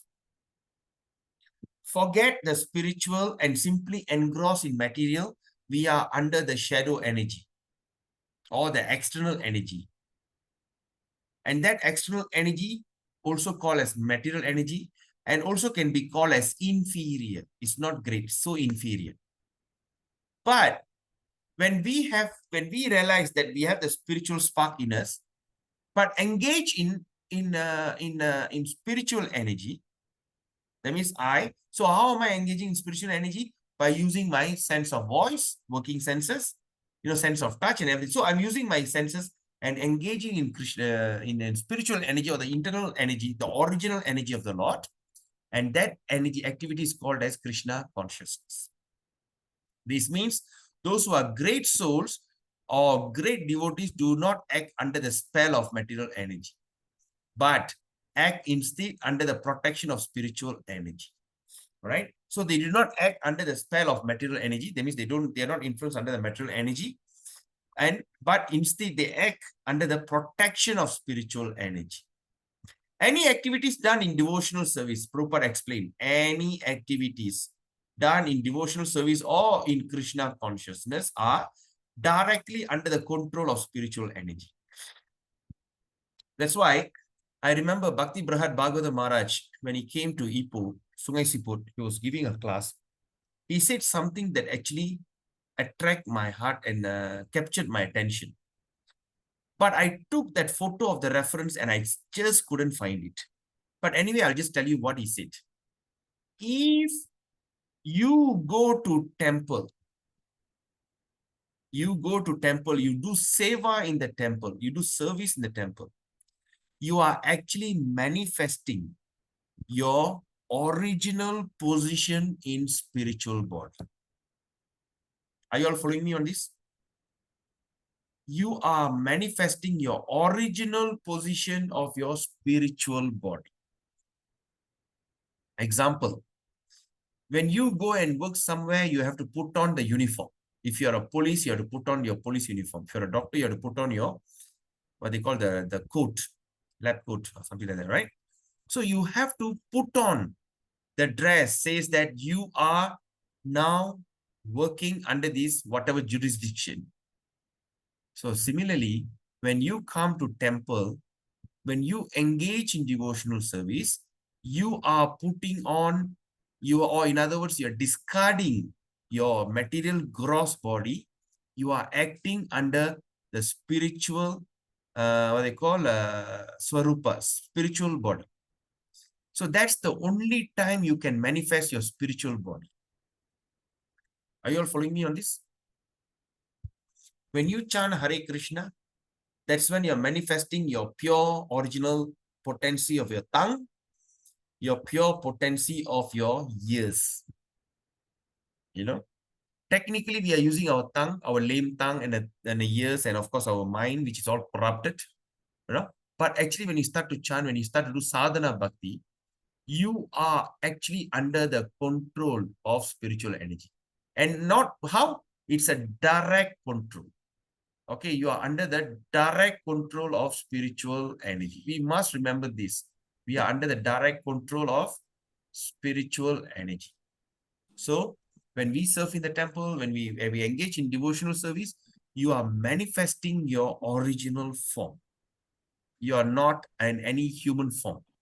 You are in spiritual form because you are directly under the control of spiritual energy. Please underline this statement. It's very important, right? In other words, energy is a sort of strength. Energy means it's kind of strength. And this strength can be spiritualized by the mercy of both bona fide spiritual master and also Krishna. So in Chaitanya Charitamrita by Krishnadas Kaviraj Goswami, Lord Chaitanya states that it is the fortunate, who said Lord Chaitanya mentioned that it is a fortunate person who comes in contact with bona fide spiritual master. Okay. It is only the fortunate people will come and contact with bona fide spiritual master. How the thing happened? By the grace of Krishna. If you got a spiritual master, that means Krishna have given you the grace. One who is serious about spiritual life is given by Krishna the intelligence to come in contact with the spiritual master. And then by the grace of the spiritual master, one becomes advanced in Krishna consciousness. In this way, the whole jurisdiction of Krishna consciousness is directly under spiritual energy. So that means under this, in this jurisdiction, whole jurisdiction, Krishna consciousness comes directly under the spiritual energy and the spiritual master. This has nothing to do with material world. When we speak of Krishna, we refer to the Supreme Personality of Godhead, along with his many expansions. He is expanded by his plenary parts and parcel. What is plenary parts and parcel? He expanded as a first part. Then after that, he expanded further into the next plenary level of planets. In other words, planets or next layer. Then you go to the next layer, next layer, next layer, like this. All right? So like that, plenary and expansion of the plenary. Okay, how to understand that? Okay, I just give you a very quick way of understanding this. All right. So example, all right, is like this. So now, right? So now we see that Krishna is in this original form. All right. Then what he did, he expanded. Okay, he expanded. So this is the first round. Then second, third, fourth. Plenary portion of the portion. Okay. So now what we understand here, we take all these 4 places as every portion. Portion 1, or that means in the level 1, that means just like when you look at this, when you look at the building, first floor, second floor, third floor, fourth floor. But this one is descending from top to down. All right, not ascending, descending. So now what happened? Krishna here, from his original form, what he did, first he expanded into 4 forms. Okay, first he expanded his Balaram. Okay. Okay. So first he expanded into 4. 1,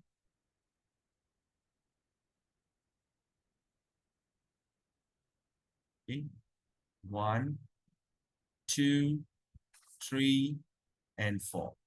Just give me an example. Then what happened? From this form, all right, from this form, then after he created this form, what happened? From here, he expanded further.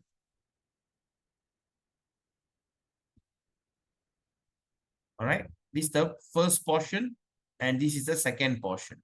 So the second portion, he expanded further from that portion. Okay, there's a thing called another 1, 2, 3, and 4. Then from this expansion, okay, from this expansion, he further come down into further expansion. All right, it's further expansion.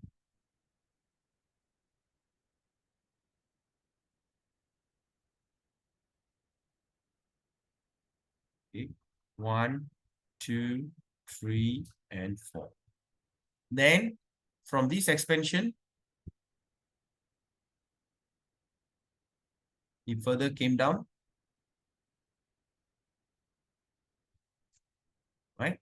the following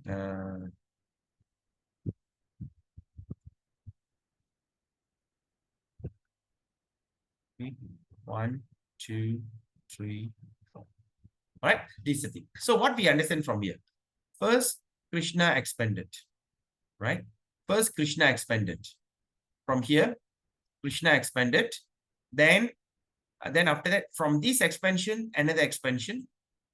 From this expansion, another expansion. From this expansion, another expansion. That's why you understand here that we can understand this word here. What is Prabhupada is telling? He expanded by his plenary parts and parcel. All right. And differentiate the parts and parcel in different energy. So what happened? Number one, what Krishna did, it's like this. First, he expanded himself into this. Then from here, okay, first portion, then there's a second portion, plenary portion, the third portion, the portion of the portion, then again there's another portion, the third plenary portion of the portion of the portion. So when you really look at that, when you try to understand that, it's very confusing. What is this portion of the portion? Plenary portion of the portion. What does it mean? So this is what it means. So that means from here, Krishna don't directly jump here. Or you don't directly jump here, and you don't directly jump here, and you don't directly like this. All right. So what happened? First, he created round one, he expanded. From this round, he created another round. And from this second round, he created the third round. And from the third round, he expanded to the next one. Are you all following me on this? But the beautiful thing is, all this doesn't matter the expansion of the expansion, the portion of the portion, whatever it is, we should understand that all these are equally spiritual as Krishna himself. All the expansion, like for instance, we talk about Kshirodakshai Vishnu, that lies in our heart. When he lives in Svetadvip, the Vaikuntha Loka inside this material world, it is also known as Vaikuntha. It is equally spiritual. Chapter 13 Bhagavad Gita, Krishna mentioned, even though that is my expansion of the expansion, it is exactly the same in spiritual nature. Okay, are you following me on this? All right, now, do you understand what I said? Do you understand the expansion of the expansion? The portion of the portion that Prabhupada mentioned. If those who have not read it, when you come across that, then you understand. What does that mean? All right? Any questions, my dear Prabhus and mothers? You got it? Thumbs up if you understand. Kesavan understood. Nanda Mataji understood. All right. Okay. So that is what it meant by portion of the portion. Okay. Now, so is plenary part and parcel. So we understand plenary part and parcel. This is what. Why I mentioned this? Because this is what we're going to discuss also in Nectar of Devotion. Right. So now, different energies. Krishna. Okay, is different energy part and parcel and his different energies. Krishna, in other words, means Krishna. In other words, what it means? Everything and including everything. Means everything and includes everything. Generally, however, we should understand Krishna to mean Krishna and his okay, means understand Krishna to mean Krishna and his personal expansion. Right? Krishna expand himself. This is what I meant just now, right? There are, say, portion of the plenary portion. This is what it mentioned. First, Krishna, okay, expands himself. As first expansion is Baladeva, second is Sankarshana, third is Vasudeva, Aniruddha, Pradyumna. Then after that, then from there, the plenary portion. Then after that, from there, he appeared as Ramachandra, Nrsimha, and Varaha, as well as many other incarnation and innumerable Vishnu expansion. Okay, you got it? First expand himself. So first Krishna expanded himself, Baladev, the first expansion on the right? Balaram.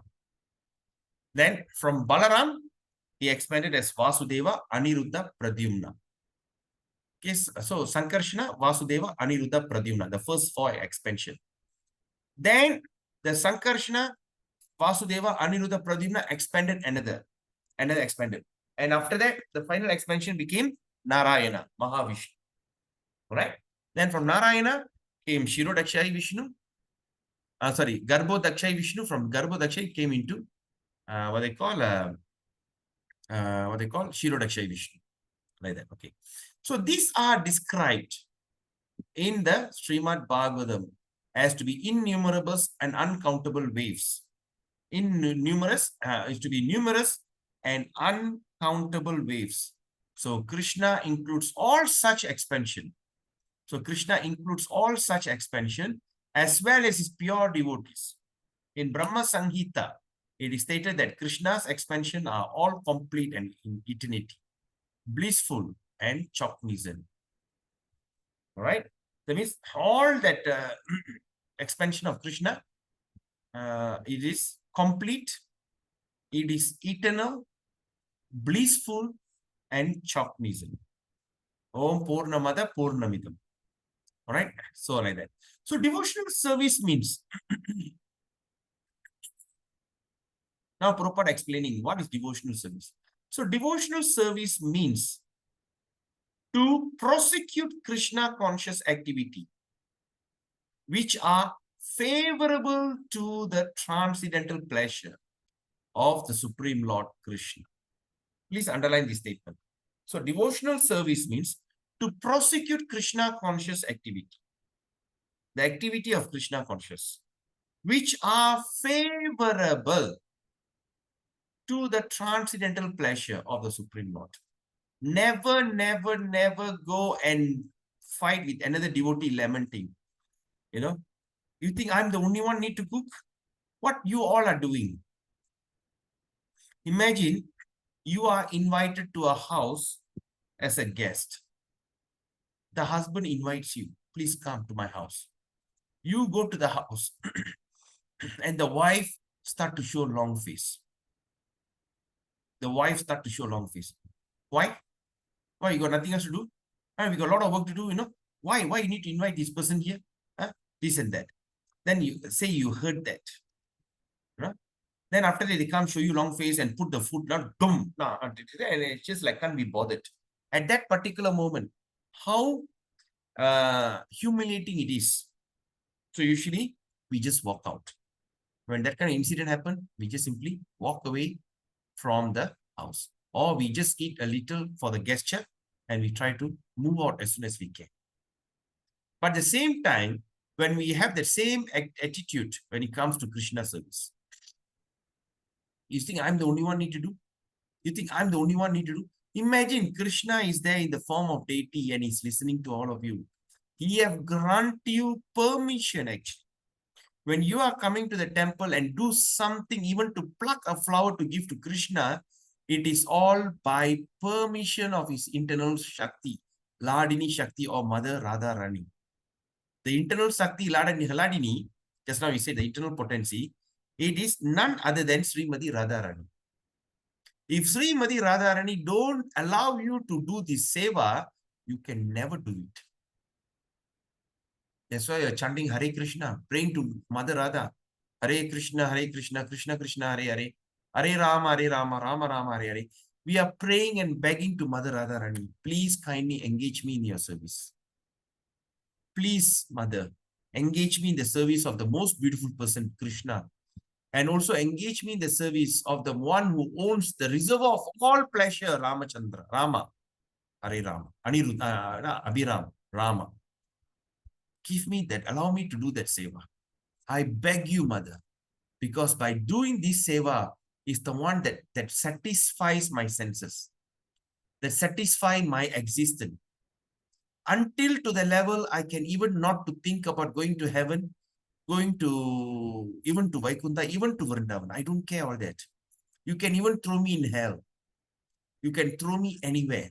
I just going to remember the pastimes of Krishna and I'm just going to chant his holy name.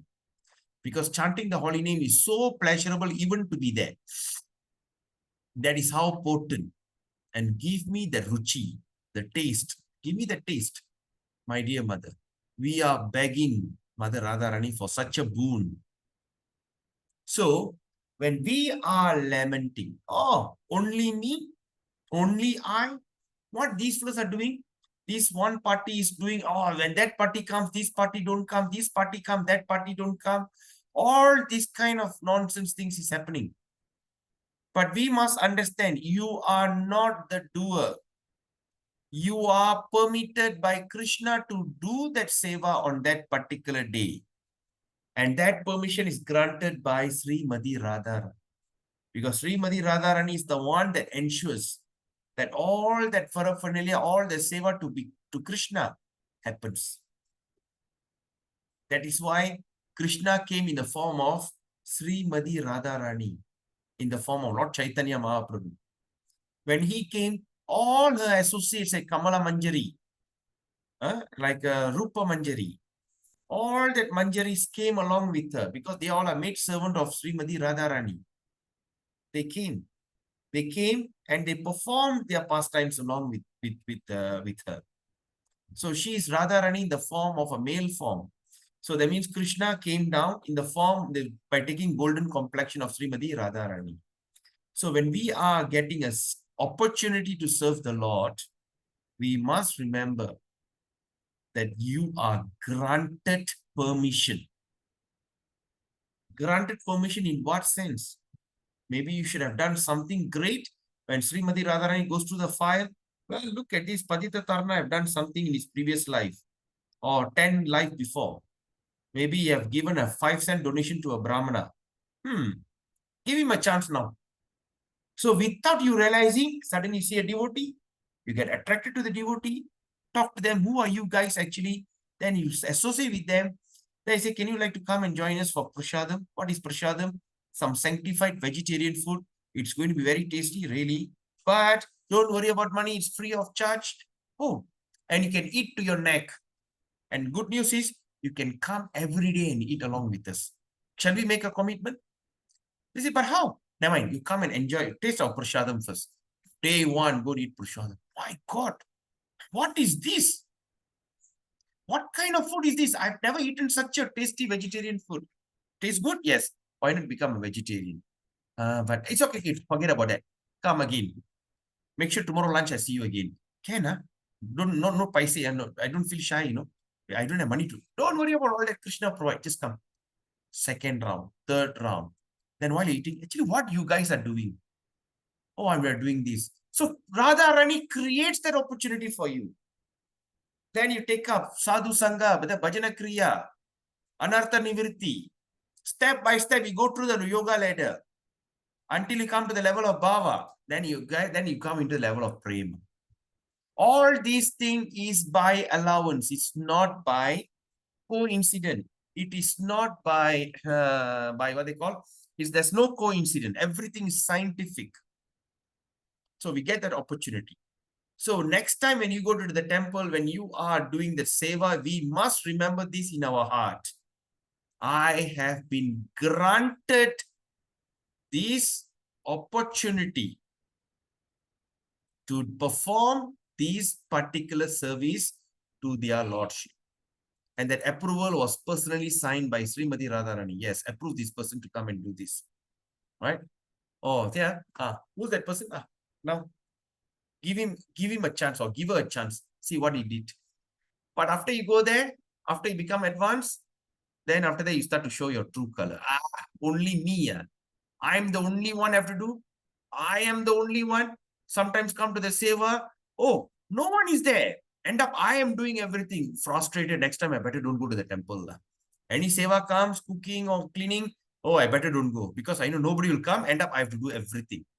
Oh, I got a shock, cultural shock, this and that. Come on. You are not coming to the temple. It's not because you don't want to.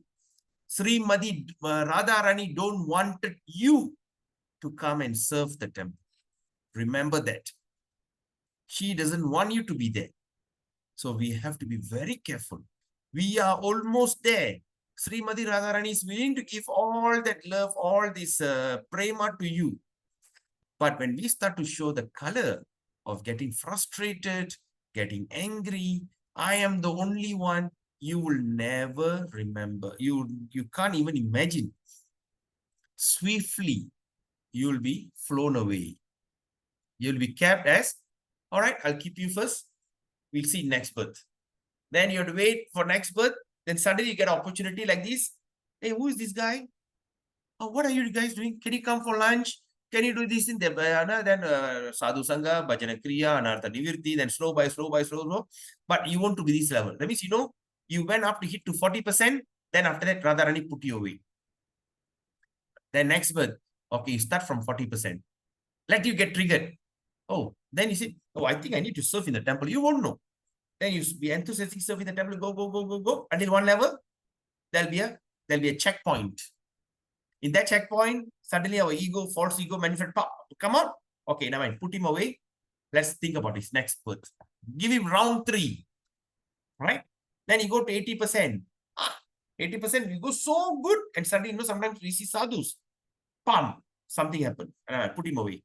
Come to the next one. Round 4. Like that. So we have to be very important. So devotional service to prosecute Krishna conscious activity, which are favorable to the transcendental pleasure of the Supreme Personality. Scary, yes, scary. Actually, it's not scary. Because that's why we need to have knowledge, Vivan. We need to have knowledge. When we don't have knowledge, everything we are in ignorance. We simply go and have fun, talk nonsense and this and that, thinking everything is all right. But once we acquire our knowledge, we understand. That's why Nectar of Devotion, it's very, very, very important text. So devotion is we prosecute Krishna conscious activity, which is favorable to the transcendental pleasure, favorable to the sense of Krishna. When Krishna says, wow, look at all these people are dancing and enjoying their life in front of me. Look at all my devotees are eating prasadam to their heart content with a big smile. Sometimes when you host a wedding dinner, what? All right.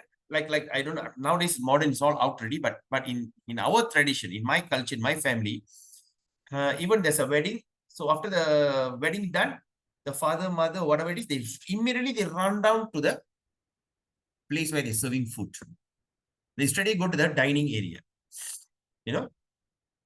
And they go to the dining area, they make sure that everybody is happily and satisfying. They're happily eating. They don't sit there, hi, welcome, but then nothing happened. People can get frustrated. So in my family culture, that is what my mother always say. Done with the thing, immediately come down and go make sure that you take care of your guest. Hey, what's the inspector? Hey, come, put him extra water here. Put him extra payasam. Come on, eat. Then later you can digest. Don't worry, once in a while. Eat to your heart content. And Krishna will be so happy. See, all the devotees are enjoying themselves. Wow. And how the thing was prepared. They say, oh, see this Mataji, this devotee of mine prepared such a nice food and offered to me. And see all of them are enjoying this. Then everything settled. Then, oh, you cleaner, I cleaner, that up. Then Krishna, what's happening here? He'll be looking there. Why that? Oh, I'm the only one need to do. I am the only one have to do. Wow, I give you this golden opportunity after many, many million trillions of births. Still you can talk big. Radharani, what do you think? Put him on. Pemain simpanan. Put him, throw him at back. You will never know that. So we have to be very careful. Careful in the sense of just always remember, you are in the kingdom, you are in the house, palace of Krishna, and you are a maid servant. If you are a maid servant, the maid are not to be respected. When your maid clean your house so nicely, you don't go and tap the maid, oh, my dear maid, Filipino, Indonesia maid, you very good, like you keep the house clean. You don't praise her. When the maid sometimes prepare food, when they prepare the food and everything, you say, wow, your cooking is so fantastic. You don't praise her. When the maid come and keep your house, your car clean, everything, you don't praise her. But when you come back, you find a little fault, you chastise her.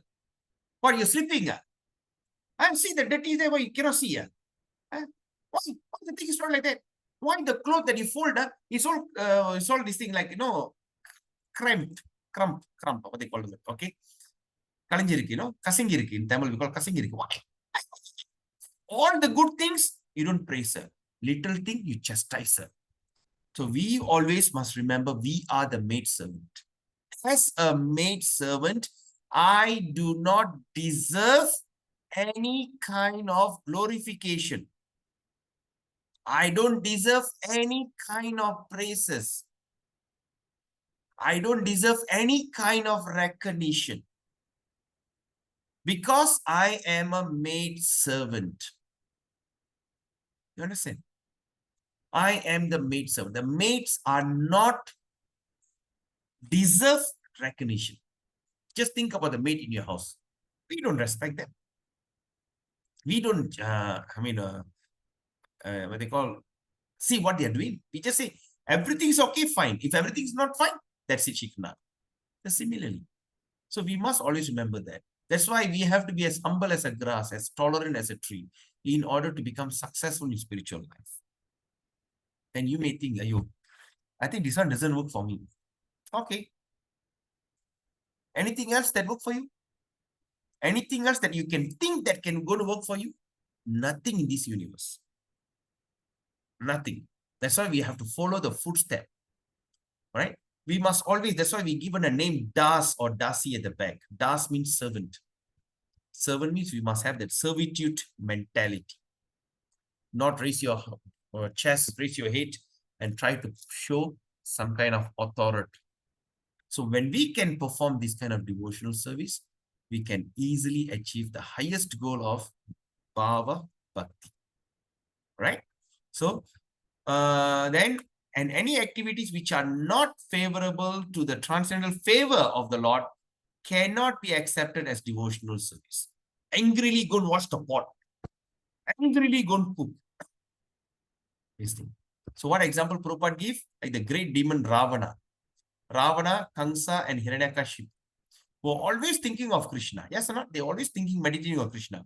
But they were thinking of him as an enemy. They were thinking how to kill this fellow. How do you know where this guy going to attack? So this kind of thinking cannot be accepted as bhakti or Krishna consciousness. So far, so good. All right, stand on it. Shall we take another 2 minutes break? Take a short break. Think what you have learned. Just meditate on it, and we just take a short break. Hare Krishna.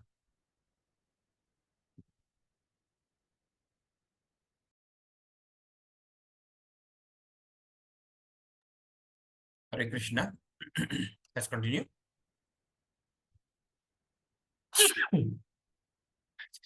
So now the impersonalists. Impersonal means what? The Mayavadis, right? Sometimes misunderstand the devotional service. Okay, in such a way that they divide Krishna from the paraphernalia and pastime. Example, like in Bhagavad Gita is spoken on the battlefield of Kurukshetra, and the impersonalists say that although Krishna is in the is of interest, he's the main person, but the battlefield of Kurukshetra is not. Right? The battle of Kurukshetra is not true. Of course, what Krishna wants to speak is there, but the battle of Kurukshetra is not true. Right? But the devotees, however, also know that the battlefield of Kurukshetra is by itself and has nothing to do with their business. But in addition, they know that Krishna does not mean Krishna alone. And they say another confusing statement they make, Krishna does not mean Krishna alone. He is always with his associate and paraphernalia. The devotees always believe that Krishna means it's not Krishna alone. He always with his what they call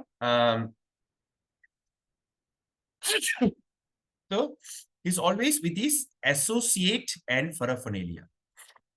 Okay, he doesn't come alone. Mayavadi, okay, example like this. The Mayavadi, these things say they interpret Bhagavad Gita. Krishna and Arjuna was speaking. Fair enough. But actually, Krishna is not there, Arjuna is not there. Something in Krishna is speaking to something inside Arjuna. They don't accept Krishna as the form and all this. So that's a confusing part. Okay. Then, for instance, if someone say, give something to eat to the man with the weapon. Okay, example, Prabhupada is telling, you give something to eat to the man with the weapon. Okay. For instance, someone say, give something to eat to the man with the weapon. You got it? The eating process is done by the men and not by the weapon. You understand the terminology, the analogy Prabhupada is giving? Okay. Give a man, so example, say like a road sweeper with a broom sweeping the road. All right.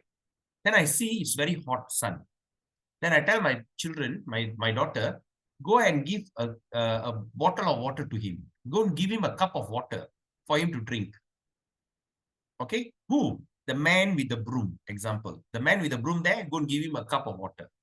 So when I tell my daughter to do that, so that means who is going to drink? Okay. It is the drinking process is done by the man, not the broom is going to drink. Okay. You understand? Similarly, in Krishna consciousness, a devotee may be interested in paraphernalia and location, such as battlefield of Kurukshetra, which are associated with Krishna. You understand? Okay. But he is not concerned with simply any battlefield. That means he's not concerned with simply by any kind of battlefield. Right? He's only concerned when he's concerned with Krishna. All right? His speech, his instruction, etc. It is because Krishna is there that the battlefield is so important. Because the Krishna is there, the battlefield became so important. So when we go to India, we go to Kurukshetra. The reason we go to Kurukshetra, because that place was associated with Krishna.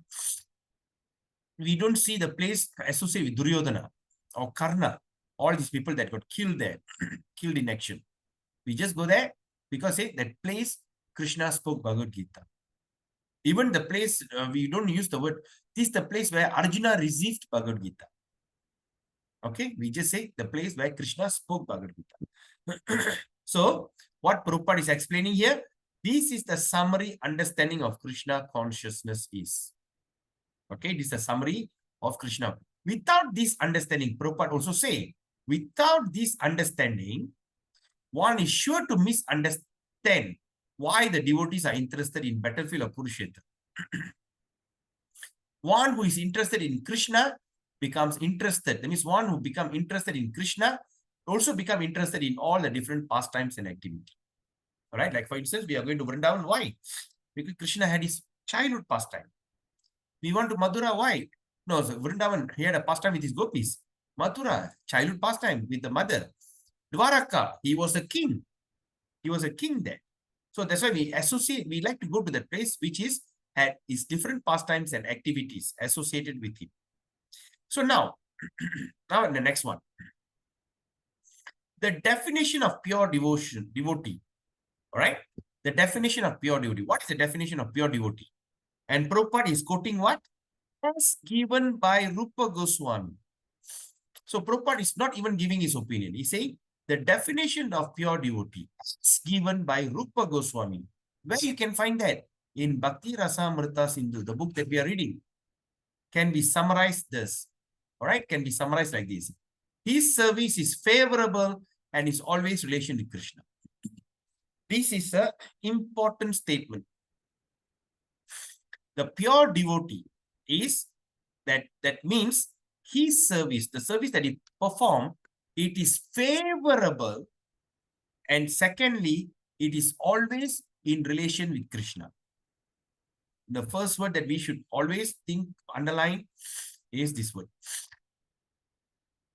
Okay, that means the word that we should consider is it is to be favorable. Okay, it has to be favorable and also in relation with Krishna. In order to keep the purity, that means in order to keep the purity of such Krishna conscious activity. So in order to maintain that purity, what we need to do, right? One must be freed from all material desires and philosophical speculation. Okay, in order to maintain your purity. Why? Because the material desire will pollute your purity. Right? When we are dovetailing everything to Krishna, the material desire will pollute it. All right? Then the philosophical speculation can confuse you. That's why we say don't read anything which is not related to Gaudiya Vaishnava. sometimes we also go and listen to some YouTube channel from other Sampradaya, right? Like Velankudi, Krishna Iyer, all these kind of, they are very good narrators, all right, in Bhagavatam and everything. So we don't do that. We try to stick to the teachings of Gaudiya Vaishnava Parampara. All right. There's so many acharyas have written so many books on the love of Godhead. All right. The love of Godhead. Okay. Now, example, like Velankudi Krishna Iyer. He gives a very beautiful narration. He's a Sri Vaishnava. He's bona fide. He's authorized. Right? There's nothing to say anything. But in Srimad Bhagavatam, the session, he gave a very beautiful class on Srimad Bhagavatam in Tamil. Very nectarian. But there's one point to say that Krishna is the original Supreme Personality of Godhead. It is not there. Because they are all under the mood of Sriman Narayana. For them is Narayana, Sriman Narayana is the Supreme Personality. No? So I was listening to his lecture that, in chapter, Canto 1, it says, Krishnastu Bhagavan Swami. Iti Chamsa Kalapumsa, Krishnastu Bhagavan. Even Krishna, there's so many avatars. Even there's so many expansions. Krishnastu Bhagavan Swayam. Krishna is the original spiritual, original personality. Even there's a Iti Chamsa Kalapumsa. Even there's a plenary, and the portion of the plenary, there's so many expansions like Narayana, Vishnu, Ramachandra, Narasingha, and all these things. But Krishnastu Bhagavan. Krishna is the original personality, which is he never mentioned. So when we do that, what happened? Our mind can be diverted away from Radha and Krishna. So our mind can be diverted into Sita Ram or Lakshmi Narayan. All right, especially Lakshmi Narayan or Sita Ram and like Ramayana and everything. Is there any mistake with that? No mistake at all. Please don't mistook me for this statement.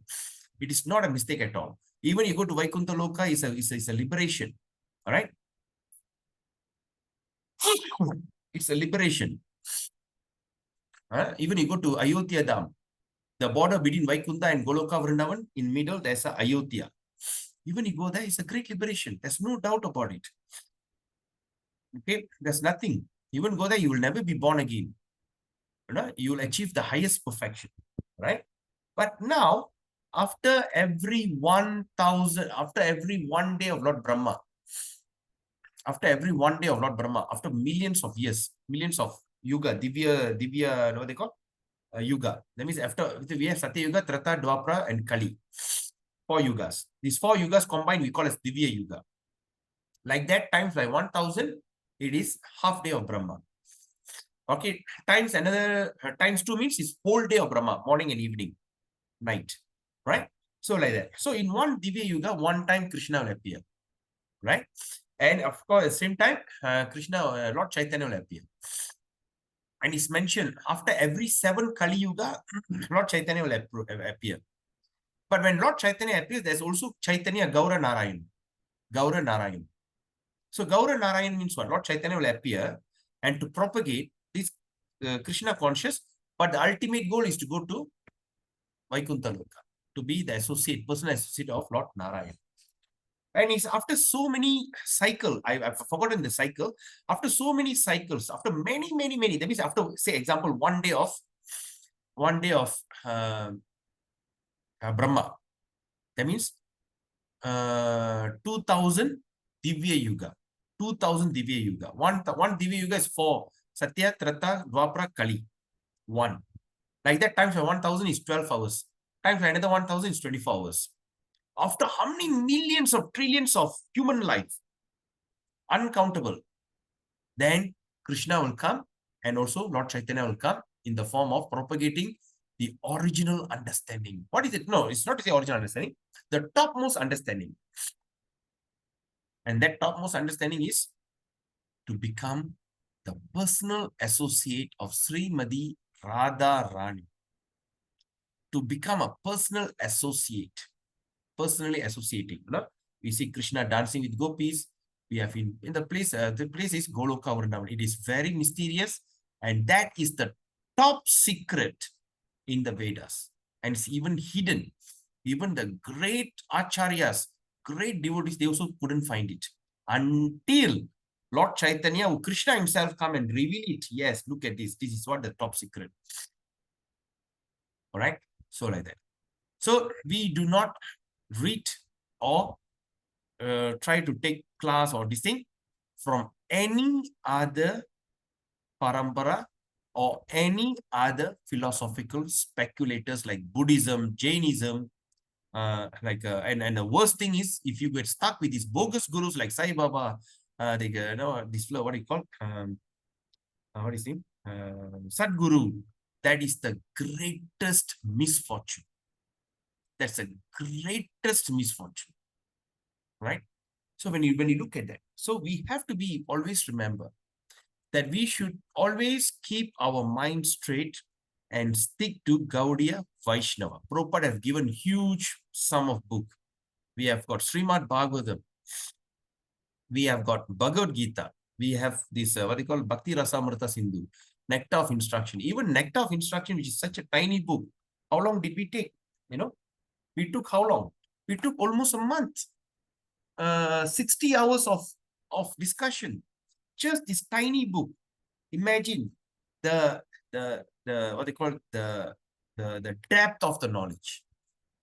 All right. We are still sitting on introduction. And this introduction alone, today, we are taking so much of time, you know. And he just say, oh, just give me a second. Oh, it's taken all right. So like that. So we have to be very, very careful, and we have to be very grateful that we got this greatest boon. And secondly, after receiving this greatest boon, we should not waste it. All right? We should not waste it by some tinge of material desire, because material desire can take you away from this, right?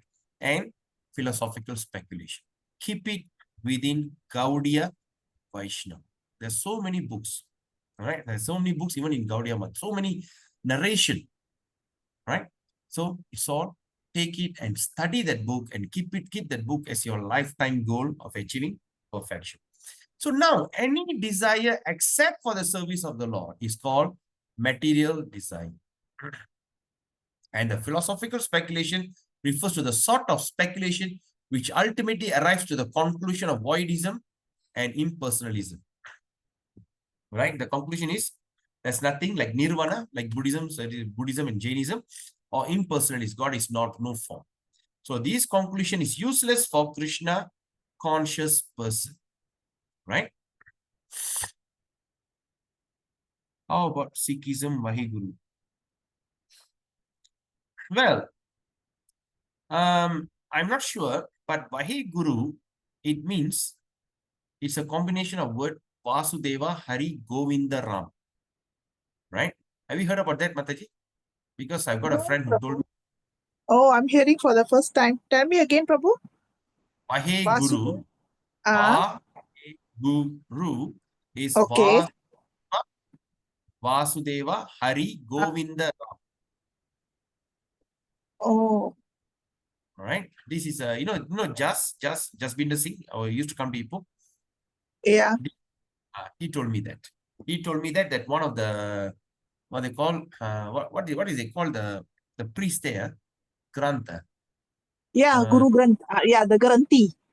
Granthi, it's in Granthi said. And even in Sukhmani Sahib under the Sikhism explain Okay. of Sri Krishna under the Sukhmani Sahib. Yeah, Sukhmani Sahib. Okay. They also speak about the Supreme. That's why even their golden temple is called what? Har Mandir. Har means what? Hari. You know? Okay. Vaheguru means what, Prabhu? Yeah, again, Prabhu. Vasudeva, Hari, Govinda, Ram. Vaheguru. Oh, this is Vasudeva. Hari. Hari. The way they pronounce the way the Punjabi pronounce, huh? I don't know how they pronounce, like how the Bengali pronounce Ram as Ram, Krishna. You know, they cannot pronounce A, they pronounce O. So that means he made it, this thing is Vasudeva, Hari, Govinda, Ram. Okay. This is news, Prabhu. Then once Guru Nanak went to Jagannath Puri. He entered Jagannath Puri. When he was going in, he saw Lord Chaitanya coming out. When he saw Lord Chaitanya, he stopped and he told the disciple, let's go back. Say, Guru Deva, we are here to Jagannath Puri. We have to see Lord Darshan. I have seen Krishna. So he have seen Lord Chaitanya personally. Right? That's when he says that I have seen the Lord and that's it. No need to go inside. We have already seen Krishna. So that's the thing. All right. So it's a part of the Guru and all this. But of course, nowadays the modern Sikhism, they have make it into a different understanding.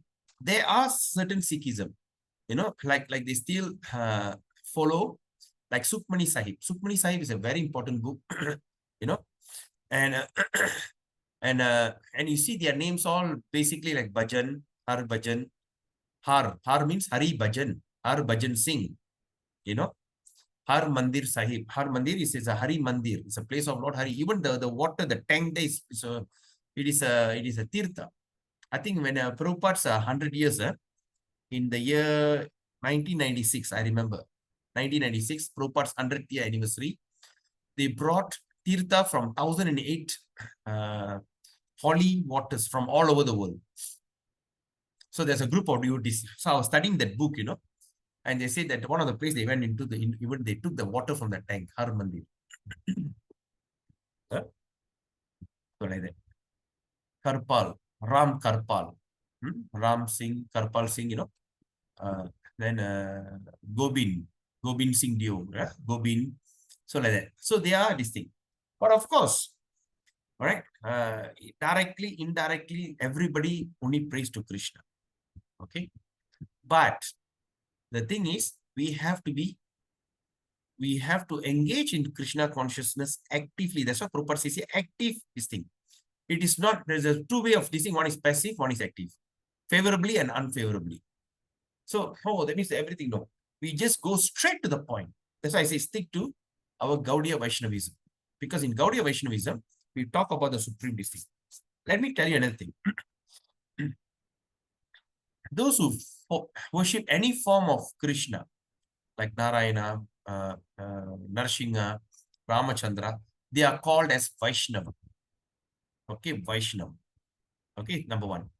Those who specifically pray to Krishna only, like Gujaratis, they only pray to Krishna, no one else. They are known as Karsha. Karsha. And those who worship Srimati Radharani as the topmost person, it is called as Gaudiya. You got it? Vaishnava means praise to all kinds of form of Vishnu. Karsha means the one who only prays to Lord Krishna. And Gaudiya means the one who worships Srimati Radharani. So we are known as the Gaudiya, which is the topmost, right? Because we are getting, if at all, if Krishna desires, if we all get liberated, we are going straight to the personal association of Lord Krishna. That's why we are all guided by the Manjaris. The servant is Gopis, and Gopis, Sakis, Gopis, and Manjaris. Manjaris is the one that helps the Sakis, the friends, and the Gopis in serving of Krishna. And that's why we are all under the parampara, Manjari parampara. Right? Manjari parampara. So we are all under the Manjari parampara.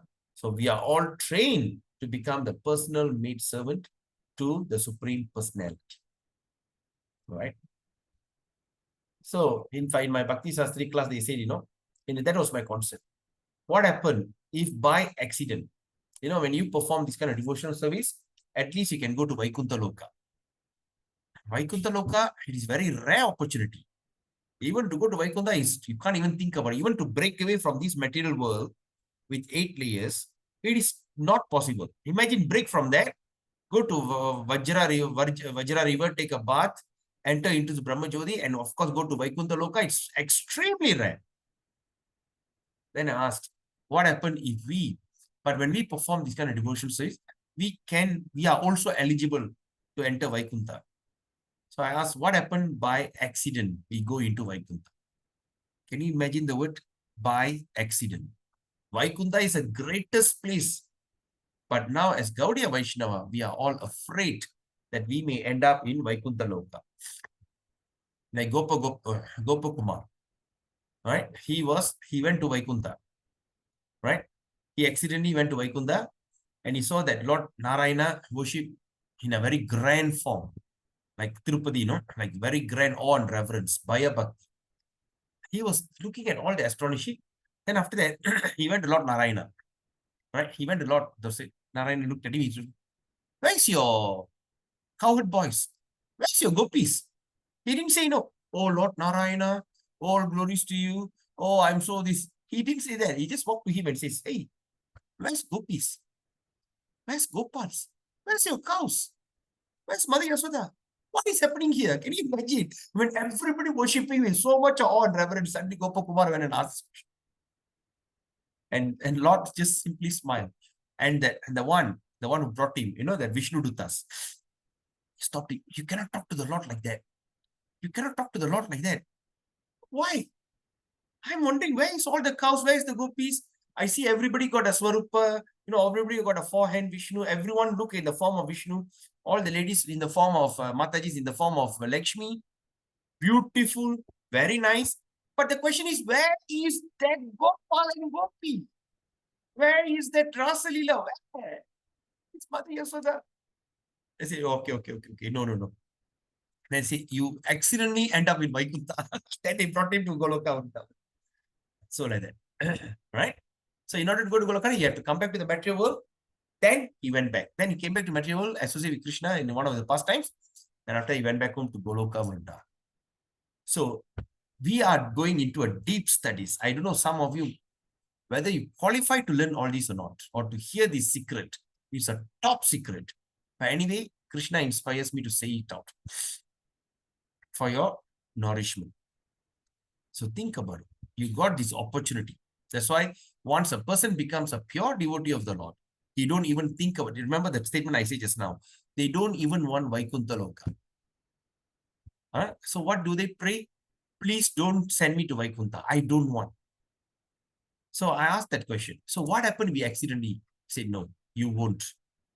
After you give up this body, you definitely born into another Gaudiya Vaishnava and you enhance yourself bhakti that you go back home straight to Goloka Vrindavan. Because nothing from Goloka Vrindavan to this material world, nothing exciting in between. So you rather send me to hell. It's okay. But not to any of these middle things. That's the thing. So we must be very careful. If you have that desire of going back to the topmost achievement, Goloka Vrindavan, then everything's there. So work on it. Only stick to Gaudiya Vaishnava principle. All right? Like last time I read Sukhmani Sahib. I read all these other books. So now if you ask me, it is not necessary. Keep it to our Gaudiya Vaishnava Sampradaya. Keep it to Prabhupada's book. And there is some books that from other Gaudiya Math, which is fantastic. Also can be done. And as long as we are under the flagship of Bhakti Siddhanta Saraswati Prabhupada, under the flagship of Srila Rupa Goswami, then we are fine. Keep it in that way. Don't divert out from, because when Rupa Goswami wrote all these books, you know what he did? He wrote, and after that he went and double checked, and he took a portion of it and he went and buried. You know what he said? This doesn't suit for people in Kali Yuga. It's not for Kali Yuga people. In Golok, if you go to Vrindavan, if you go to the place of Samadhi, there's one place called Granth Samadhi. Anyone have seen that before? Sadguna Mataji went to Vrindavan. Is she here? She's here. Mataji, you went to Vrindavan, you saw the Samadhis, Mataji? Or anyone else have seen? No, I Samadhis? Huh? Yeah, we went, but really didn't go to Samadhi yet. Samadhi, yeah? Correct. So when you go to that place where Rupa Goswami is there, you see the Samadhi, and that Samadhi is called as Granth Samadhi. Granth means what? Book, holy book, Veda, Granth. Guru Granth Sahib, no? Granth. I don't think we went there. Probably. So there, what he did, he took all the literature which is not suit for Kali Yuga, he buried and he built a Samadhi. The place is called Granth Samadhi. And the one that's fit for Kali Yuga, that's why he gives us like Nectar of Instruction, Nectar of Devotion. Then there's another few books, no? Then of course, then and he's further made servants like Kamala Manjari in the form of Bhakti Vinod Thakur, came and translated so many books like Bhajana Rahasya, right? Bhajana Rahasya, then Madhurya Kadambini, then Madhurya Kadambini, the Harinam Chintamani. So all these things were given by him, right? So we stick it in that way. Don't miss that golden opportunity. Only rarely by philosophical speculation can we reach the conclusion of worshipping Vasudeva or Krishna. Rare. This is confirmed in Bhagavad Gita itself. The ultimate end of philosophical speculation must be Krishna. That means the ultimate end of we speculate philosophically, ultimately we come to Krishna. With the understanding that Krishna is everything, everything in all causes. All right? That Krishna is everything, the cause of all causes. All right? And therefore we should surrender unto him. All right? In Brahma Samhita, chapter 5, text 1, no? Ishvara Parama Krishna, Satchit Ananda Vigraha, Anadir Adir Govinda, Sarva Karana Karana. The cause of all, Sarva Karana. Sarva Karana is Karana. It is the ultimate goal is reached. If this ultimate goal is reached, if this ultimate goal is reached, what happens? Then philosophical advancement will be favorable. But if the conclusion of philosophical speculation is come to voidism and impersonalism, that's not bhakti, right? Like some people say, you know, oh, Lord Buddha is an incarnation of Krishna, so I go to the Buddhist temple. No, that's not the thing. The teachings of Lord Buddha is to simply divert people out, you know, because people in Kali Yuga, they start to become like so distinct, they start to follow that, the method of killing the animals. So to protect the animals and stop killing, because killing animal is bad karma. It's terrible. You know, like in Nepal, what happened? There's one festival, they bring all the thousands of buffaloes and they kill them like crazy, you know. They take the knife, suck everywhere, the whole place with carcass and blood. Then there came a huge, they used to do that festival maybe 12 years once or something like that.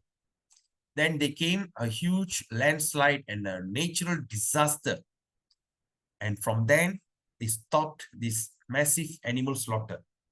They stopped it until now they banned. They said, we are not going to perform this thing forever. That's it, stopped. So like that, to avoid that, Buddha came. Then after that, to create the confusion, right? There's nothing, everything's nothing. Just be yourself, right? Then after that, it became such a great, what they call, propaganda. Because at the time, you know, that the traditional people, they are suppressed. They are suppressed by the superiors. By caste system, higher caste, lower caste, they pressed them. They pressed on them, right? So then when this kind of idea came, oh, this looks good. There's no caste, there's no Vedas, there's no ritual, there's no nonsense. End of the day, everything is nothing. Let's become Buddhist. They give up their Vedic system. The entire Vedic system disappeared. Almost disappeared. Then Adi Shankara came after the instruction.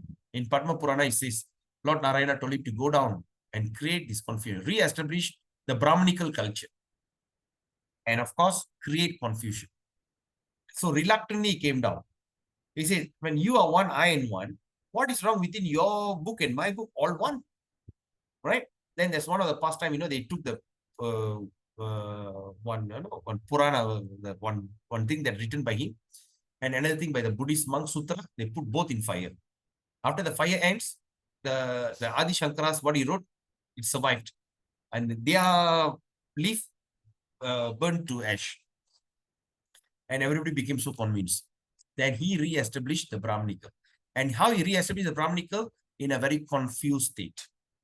All right? There's no God. There's God is void, yeah, but he is in the form of light.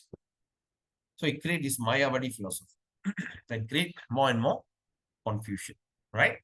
So when all these unwanted weeds were thrown away, there are some sincere people, and Lord Chaitanya came and to re-establish the real Dharma, the Dharma of Kali Yuga. So when he re-established it, all the unwanted people were like pushed away, so that they can go in very easily, right? So now, Karma or fruitive activities are sometimes understood by ritualistic activities. There are many persons who are very much attached to the ritualistic activity described in the Vedas. So many people absorb. When you talk about yajna, when you talk about it, they will be the first one to be there. But if one becomes attracted simply to ritual without understanding Krishna, his activity is also unfavorable to Krishna consciousness. Right? Sometimes we say, no, we're doing yajna, Narashinga yajna. All the people don't know from where they come there. They come there because they want to do the yajna, because they want to get the power of protection, Narashinga Dev, but not interested in Krishna consciousness. So these are also unfavorable. Actually, Krishna consciousness can be used simply by, can be based simply by hearing, chanting, and remembering, etc. That's it. Just by hearing about Krishna, chanting his glories, and remembering Krishna is enough. Described in the Srimad Bhagavatam, there are 9 different processes beside which everything done unfavorable to Krishna consciousness. That means there are 9 different processes which is favorable. This one should always be guarding. Thus, one should always be guarding against the fall downs. All right, the 9 process, it is what they call is chapter Canto 5. Okay, Prahlad Maharaj will explain the 9 process of devotional service, which we will also go deeply in this book. Now, Srila Rupa Goswami also mentioned the definition of bhakti. What is it? Jnana karmadi. Just the words, Krishna no Anushilana, right? Jnana karmadi. Karmadi means fruitive works. Consists of activity which is unable to help to attain the pure devotional service, which is what they call unable. Right? First is jnana. Jnana means speculative knowledge, which is we have to avoid, which is not favorable. Even it can be a Vaishnava literature, but it should be favorable to achieve our goal of going to Goloka Vrindavan and only Goloka Vrindavan. Nothing else. And secondly, karmadi, which is called the fruitive activities, is unable. It also cannot help you. Many forms of so-called renunciation are also unfavorable. And also many forms of so-called renunciation are also not favorable to Krishna conscious devotion service. Right? Like suddenly one guy says, oh, from now onwards, I'm doing Mauna Vritta. I'm not going to speak anymore. Mauna Vritta. All these kind of things and all this kind of Vritta, this renunciation, which is considered, which is not really favorable in executing our devotional service. So far, any question? Any questions? This topic is quite heavy?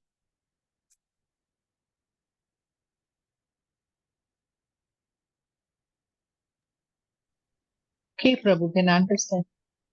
Yeah. But are you happy to know this, Mataji? Is it like too heavy? No. I think it's good because we never knew about all these things earlier. It's a Okay. little heavy, but then I feel happy to have the knowledge. All right. No, because I'm afraid there's certain things that I want to control, but it come out from my mouth. That's why I was just thinking, oh my God, certain things are which is very confidential subject because we don't want to confuse. Sri Rupa Goswami has quoted.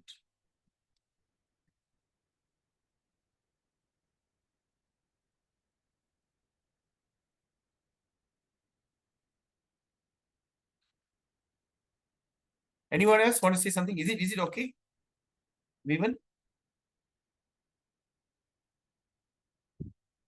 Okay, Prabhu. No worries. Not so heavy, yeah? Okay, Prabhu. All right, there's 1, 2, 3 more paragraph. Then we have completed our introduction. Then we go to chapter 1, characteristic of pure devotional service. All right. So now shall we just take a short break? Now it's 10:48. Right? Is it okay? Think about it. Think about what you have learned. Right? We take a quick break now because the next topic we have to go on. We cannot take break. Okay. Take a short break. Okay. Okay. How about others? Is it okay? Still okay, yeah? All still can maintain your sobriety, yeah? not get too many bombarded, eh? All right. Yeah, Prabhu, no problem. We are Okay. listening. Wow. Your enthusiasm, Mataji. So great. Everyone's enthusiasm so great. All right. Now let's go to the next one. Yata Sri Narada Pancharatri. What does that mean? Yata Sri Narada Pancharatri means this is the quote coming from Narada Pancharatra. All right. So there's sometimes when we see the word yata means quoted from Sri Narada Pancharatra. Okay. Sarvopadi vinirmuktam tat paratvena nirmalam Rishikena Rishikesha Sevanam Bhaktir Uchyate. Those who are doing Bhakti Sastri, this is another verse that you should memorize. Sarvopadi vinirmuktam tat paratvena nirmalam Rishikena Rishikesha Sevanam Bhaktir Uchyate. Sri Rupa Goswami also quoted a definition from Narada. See, he quoted a definition from Narada Pancharatra. Okay, there's a book called Narada Pancharatra that says one should be free from all material designation. All right, one should be also free from all material designation. What is that material designation? I am this, I am that. I am whatever title that you have. So we have to be free ourselves from all kind of material designation. And by Krishna consciousness, and how we must, true Krishna conscious, must be cleansed of all material contamination. Rishikena, clearing, and true Rishikesha. Rishikesha means master of senses. Then he should restore his pure identity. He have to what? Restore. We have to restore his pure identity. We have to come back to our pure identity. That is, which he engages his senses, Rishikena, Rishikesha, in the service of the proprietor of the senses. The proprietor of the senses. See, the word Rishikesha means it is the master of senses.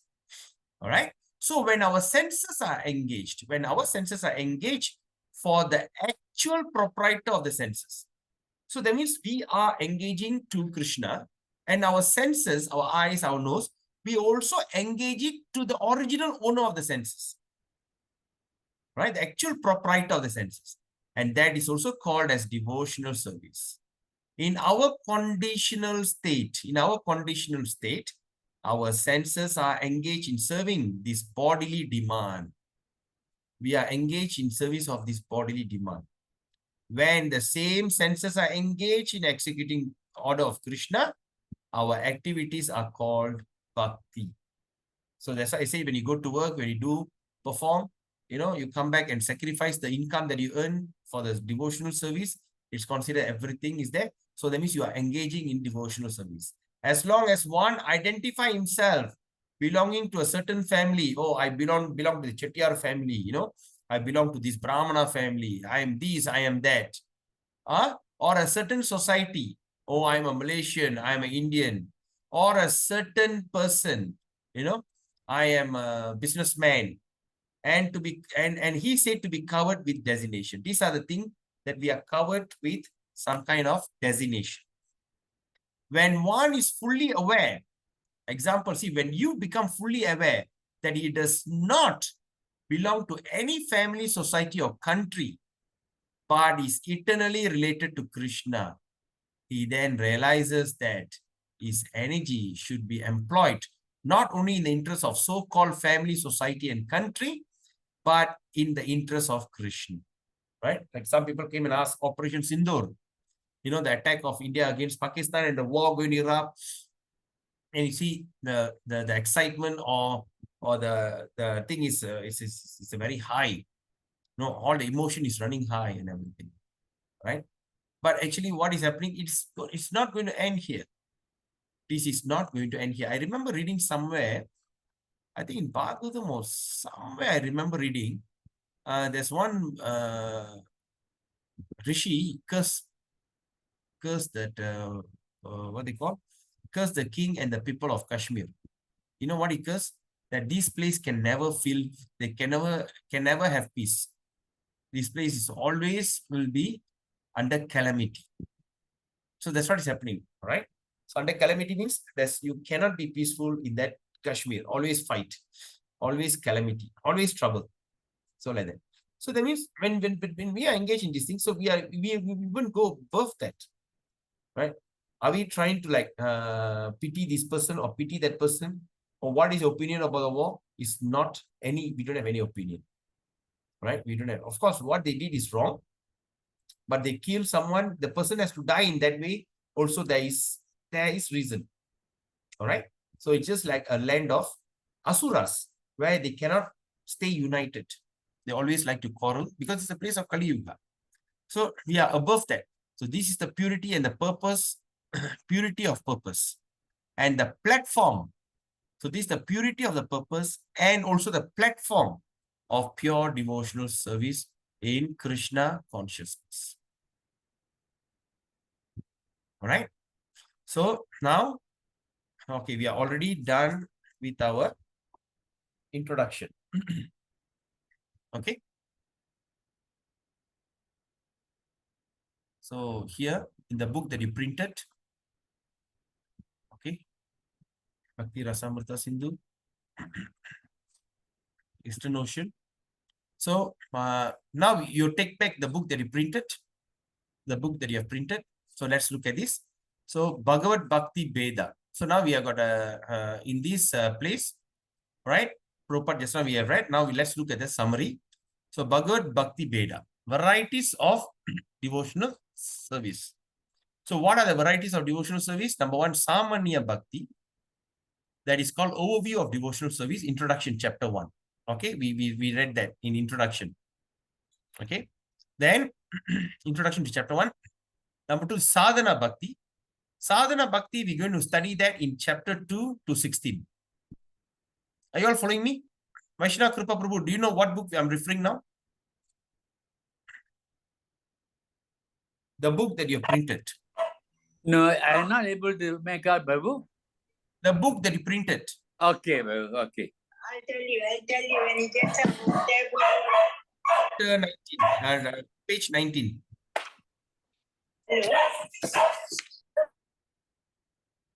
All right.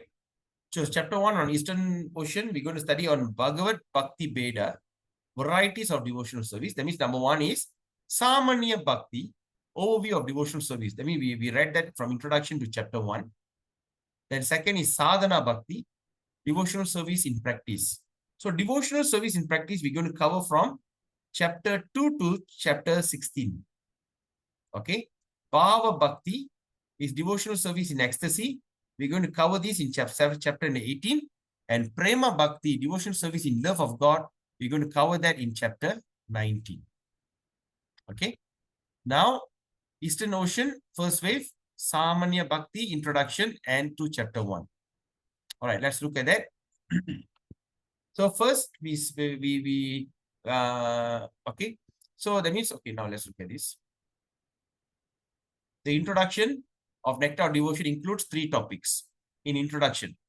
Number 1 is, first we did Mangalacharan. Mangalacharan of Bhakti Rasamrita Sindhu. Number 2, a brief description of the book content. And number 3, the authoritative of definition of pure devotional service. You all can recall that? All right. First, let's look at Mangalacharan. So what is Mangalacharan means? It's an auspicious invocation. That Srila Prabhupada first word in the introduction is invoking auspiciousness, to create auspiciousness. All right. So Krishnadas Kaviraj explained that Mangalacharan accomplished 3 ends. So what is that? Who explained? Kaviraj Goswami. That Mangalacharan accomplished of 3 ends. That means the 3 ultimate goal. Number 1 is define the book objective. Number 2, offer obeisances. Number 3, offer benediction. All right. So we are, first of all, we define what is the objective of the book in Mangalacharan. Then after that, we offer obeisances. We pay respect. And number 3, we also get benediction. What is that benediction of reading this book?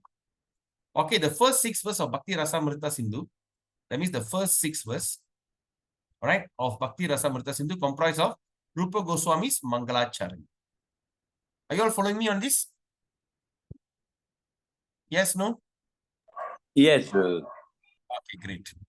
So now what we are doing is, what we have read in introduction, we are summarizing here. The first verse, the first paragraph of introduction. When you look at the first paragraph in a Nectar of Devotion book, and here said, The first verse of Bhakti Rasa defines the book objective. The first verse of this thing is the book's objective. All right, the Krishna is the supreme Godhead and reservoir of all rasa. Akila Rasa Amrita Murtihi. Okay, you remember, eh? Srila Prabhupada translate the verse in Chaitanya Charitamrita, Madhya Leela, chapter text 8, Madhya Leela, chapter 8, text 142. Agila Rasa Mrita Murti. Agila, all kinds of rasa, Murti. Prashramara Ruchi, Ruddha Taraka Palihi. Kalita Shama Lalito Radha Prayan Vidur Jayati. Let Krishna, the Supreme Person Godhead, be glorified by virtue of his expanding attractive feature. That means expanding his attractive feature. He subjugated the gopis, who the principal gopi called Taraka and Pali, and absorbed Shama and Lalita.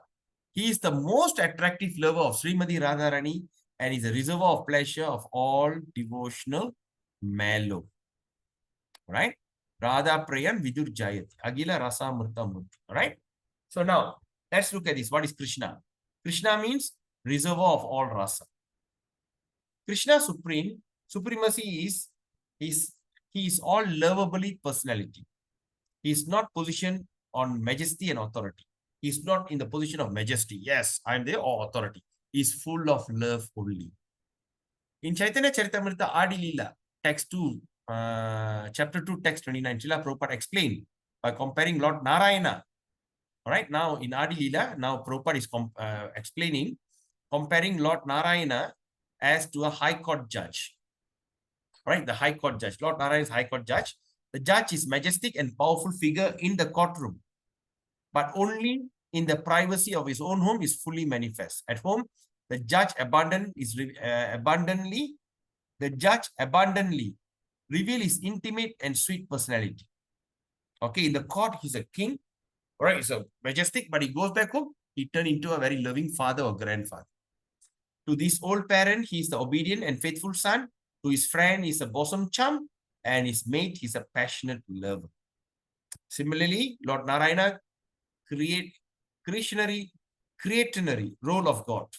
All right, he reveals only his majesty and power. So that means it's in the form of Narayana, he only reveals what? He only reveals his majesty and power. At home, in Vrindavan, however, the fullness of his wonderful sweet, right? And personally, okay. So that means however, the fullness of his wonderfully sweet personality blossoms once come back home to Vrindavan. Therefore, Rupa Goswami addresses Vrindavan Krishna as Agila Rasa Mrita Murti and singles him out of the objective of Rasa Mrita. That means he singles him out.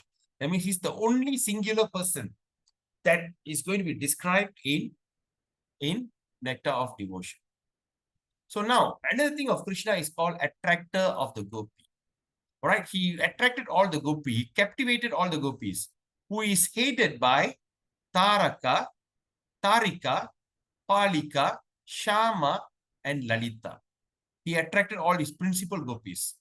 But after that, ultimately, he attracted Srimati Radharani. Page, what is this? 16. 9, sorry. Page 19. This is now 10, 1, 9. Okay. This is a page 19 of the book.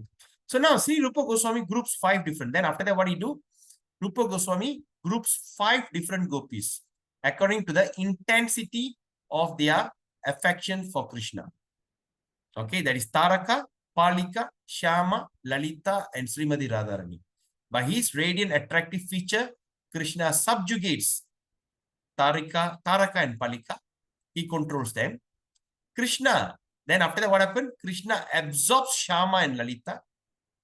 So first he attracts them. Oh, the 2 girls, like Taraka and what they call Palika, attracted to Krishna. He attracts them. Then after that, what happened? For Shama and Lalita, he made him absorb. That always they think about him. Who's this young, beautiful boy? Absorbs her. Then after that, then he takes them into his own intimate circle.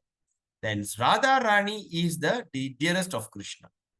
He becomes her submissive lover, Radha Prayan. Such an unrivaled power of her devotion.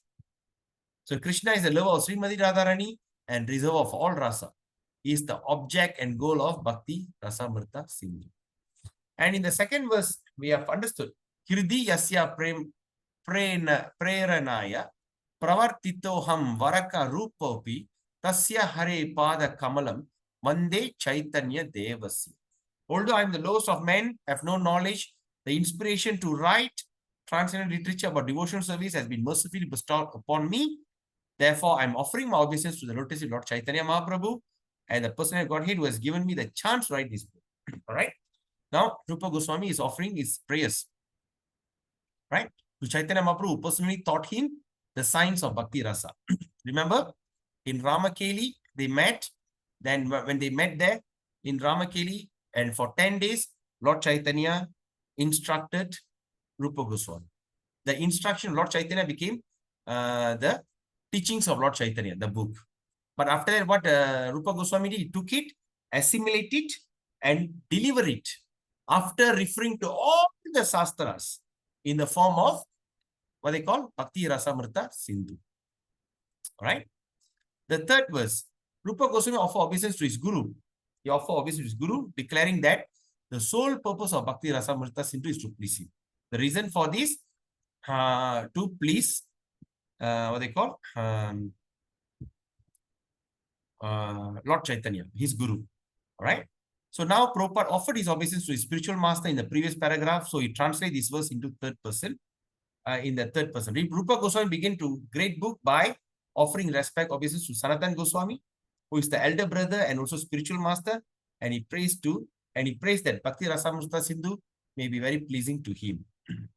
In the fourth verse, what we have understood, that we also he also paid obeisances to all the great acharyas and the holy teachers. Right? And how he compared them? He compared them with the shark in the great ocean. All right. So I hope you all remember what is the story about shark in the great ocean of nectar, and who do not care for various rivers of liberation. And of course, uses the shark analogy to glorify devotees in three ways. Right? Rupa Goswami used the analogy of shark to glorify the devotee in three ways. Number one, shark lives only in the ocean. Shark rejects the river, and sharks never caught in the fisherman's net. All right, this is talking about 500 years ago. The shark never get caught because the fishermen don't go deep into the ocean to fish. But nowadays, the shark became so common. All right, so shark can never be caught in fisherman's net. So shark lives only in the ocean. Shark rejects the river. So that means he only lives in the ocean, means that he only lives in the place of nectar. That means the devotee only lives in the place of nectarian and association of devotees. They don't take any pleasure. And the shark rejects the river. That means there's so many understandings of spiritual, like Mayavadi philosophy, that philosophy, this philosophy, everything. Even though all of them are coming and merging into the river, the shark simply rejects them. He's just not bothered. Like that, a devotee who dwells deep into the ocean, they don't bother about this impersonalists and all this kind of thing, which is like the river flowing into the ocean.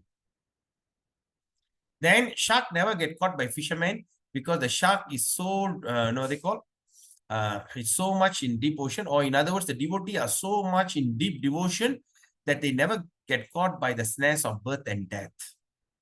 So far, so good. And in the fifth verse, on the fifth paragraph, what we have understood, so Rupa Goswami also invokes benediction for the protection of Bhakti Rasamrita Sindhu from argumentative logician. He invokes benediction. Okay, first we have understood, right?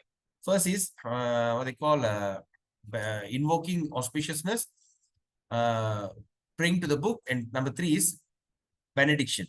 So now he invokes benediction. For what? To protect the Bhakti Rasamrita from argumentative logician. So he prayed that all the logician or whoever Mayavadi don't touch this book.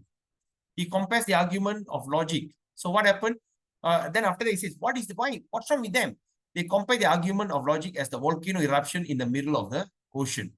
Remember we read that? In the middle of the ocean, the volcano eruption cannot be any harm, can only do a little harm, because the thing go into the water, it become cool down. Right? So those who are against devotional service of the Lord and who put forward many philosophical theses about the ultimate transition cannot disturb this great ocean of devotional service. They cannot disturb this. Then after that, Rupa Goswami also say this is very interesting. Gives these blessings by indicating that those who study this book will become freed from misconception of impersonalities. And the 6th verse we studied, Rupa Goswami expressed his humble sentiment attribute to credits to Bhakti Rasamrita to Sri Chaitanya Mahaprabhu. Inspiration, right? He said, he humbly attributes, say that everything I learned from Chaitanya Mahaprabhu. And after that, he similarly described himself as incompetent. He said, I am not competent at all, but because of you, now I'm doing it. Okay. Then Rupa Goswami explained that his eagerness to write Bhakti Rasa stems down from the desire to please the devotees. In this way, he blesses whoever reads this book to achieve the transcendental happiness. Right? So now the content of Bhakti Rasamrita Sindhu, we learn from 7th paragraph, verse 9 and 6. Okay. So originally, Bhakti Rasamrita Sindhu, the ocean is divided like the water ocean of the east, south, west, and north. Okay, divided into east, south, west, and north. While the subsection is divided into called waves. Okay, and the wave got first part, and there are 4 waves. First part, the first Eastern Ocean got 4 waves. First being general description and all this. Okay, we have understood that. All right, now let's look at this, the summary. The Bhakti Rasamrita Sindhu, the ocean of nectar of devotion. What we say, Eastern side, varieties of bhakti. That means overview of the first wave is overview of devotion. Second, development service of practice. Developing service of ecstasy, developing service in love of God. In the southern side, overview of rasa. Okay, in southern side, the second, after we finish the first ocean, we go to the second ocean, southern ocean. There, the first wave is vibhava, second wave is anubhava, third wave is satvika bhava, the fourth wave vyabhichari bhava, and the last wave is called sthayi bhava. Got 5 waves. Then we go to the western. Western is primary rasa, neutrality, servitude, friendship, parental, and conjugal. Then the northern side wave, all right? So east side, south. Okay, northern side wave. Okay, it's a secondary rasa called laughter, astonishment, chivalry, compassion, anger, fear, ghastliness, incompatible manner, and distorted manner. So these are the things that we're going to study. All right, so now, then after that, we also, just now we read about this very important verse. Anya Bilashita Shunyam, Jnana Karmadi Anavritam, Anukulyena Krishna Anu, Sheelanam Bhaktir Uttamam. When the first class devotional service developed, one must be devoid. He must give up the material desire, knowledge obtained from monistic philosophy, and fruitive action. The devotee must constantly serve Krishna favorably as Krishna desires. All right. So we also studied about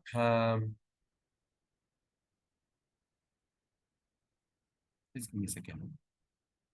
All right, okay. So we also study about Swarupa Lakshanam or the primary characteristic on the 6th paragraph. Okay. So there are 3 primary characteristics: devotional service to Krishna, devotional service to activity and engagement, and another devotional service executed favorably and with intent. Anybody got any questions so far? The pure devotional service is for Krishna, not for anyone else. Of all the primary characteristics, this is the most essential. Right? If it may seem a bit too exclusive to say that devotion is only for Krishna, but to one else. But how about people around us? How can we can't also love them? We can love Krishna, but Krishna is not ordinary. Okay. When we speak about Krishna, we refer to Supreme Personality of Krishna, along with his many expansion. In other words, Krishna and all his expansion are proper recipient of our devotionals, of pure devotion. Okay. So what he says, in other words, Krishna and his expansions are proper recipient. So that means even when you become a devotee of Lord Narsingadev, Lord Ramachandra, but if you have this thing, they are the recipient of our pure devotion. Okay. All right, we also spoke about many expression, plenary parts and the parcel, differentiate parts and parcel of the different energies. All right, okay, there's a category that exists, Krishna words. Okay, all right, and now we talk about Anushilana. Anushilana means devotional service is an active engagement. All right, we spoke about that, actively engage. All right, so I'm just going through this book fast. So later you can take your time to read this. All right, when you read this book before tomorrow, because this is all in point form. So you understand the subject more clearer. Anushilanam. All right, and Anushilanam, what we have thing called, we call positive nivirti and this is okay. What is it? What pravriti and nivirti, positive and negative devotional activities. All right, we just spoke about it just now. So devotional activities under internal energy. This is what I explained. The devotional activities are under the internal energy. So if you are performing devotional service, you are approved by Srimati Radharan. All right. So all these things. And Anukulyena means favorable intention. The intention must be favorable in executing devotional service, not by frustration. Okay. And also we spoke about the warrior and his weapon, right? Warrior and the weapon, or the road sweeper with the broom. So when we give food to them, we're going to give them, it's only they eat, but the weapon don't eat or don't drink, right? Similarly, Krishna and his associated place, like this, what they call, Kurukshetra, all these are associated with him. It is all part of the Krishna's listing. Okay. So Tatastha Lakshanam, second characteristic. All right. In Tatastha Lakshanam, or the two secondary characteristics they have. Number one, Anya Abhilashita Shunyam, which is pure devotional service, is free from ulterior motive.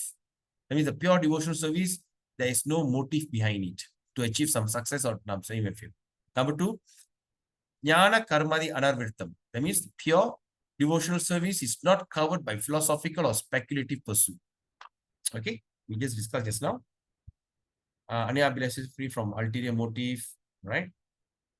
So the conclusion, even one is extraneous desire, one's motive can be kept completely pure. One should desire only to please the Lord and thus execute pure devotional service. Jnana Karmadi, not okay. Jnana Karmadi Anarvritam. That means not covered by Jnana and Karma. We also spoke about that, right? So Jnana means what? Speculative knowledge. Karma means material desire. Okay. Philosophical speculation, ritualistic pursuit. Ritualistic pursuit don't pleases the Lord. Okay, review of definition. Pure devotional service is actually review of definition.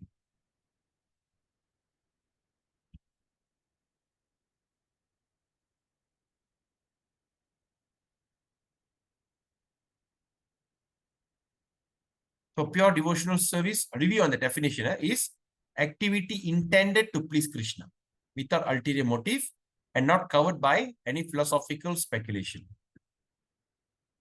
All right. So reference quoted to support this, Rupa Goswami quoted the reference beginning from the verse from Narada Pancharatna. Just what we read, right? Narada. So Bhakti, Sarvopadi Vinir Muktam. All right. All right. Then Srila Prabhupada's end this introduction with a brief explanation on this verse. All right. So now we are done. So chapter 1 is what we're going to start. And I think we start tomorrow. Is that okay? Because chapter 1 is going to be a detail.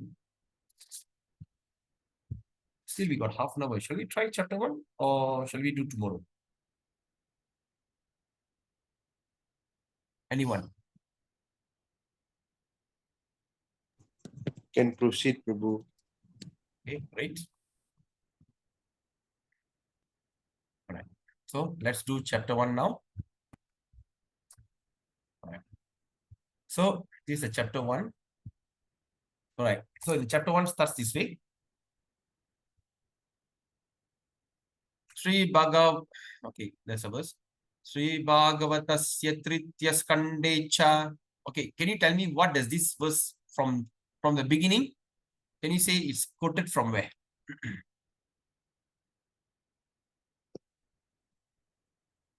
Anyone can tell me?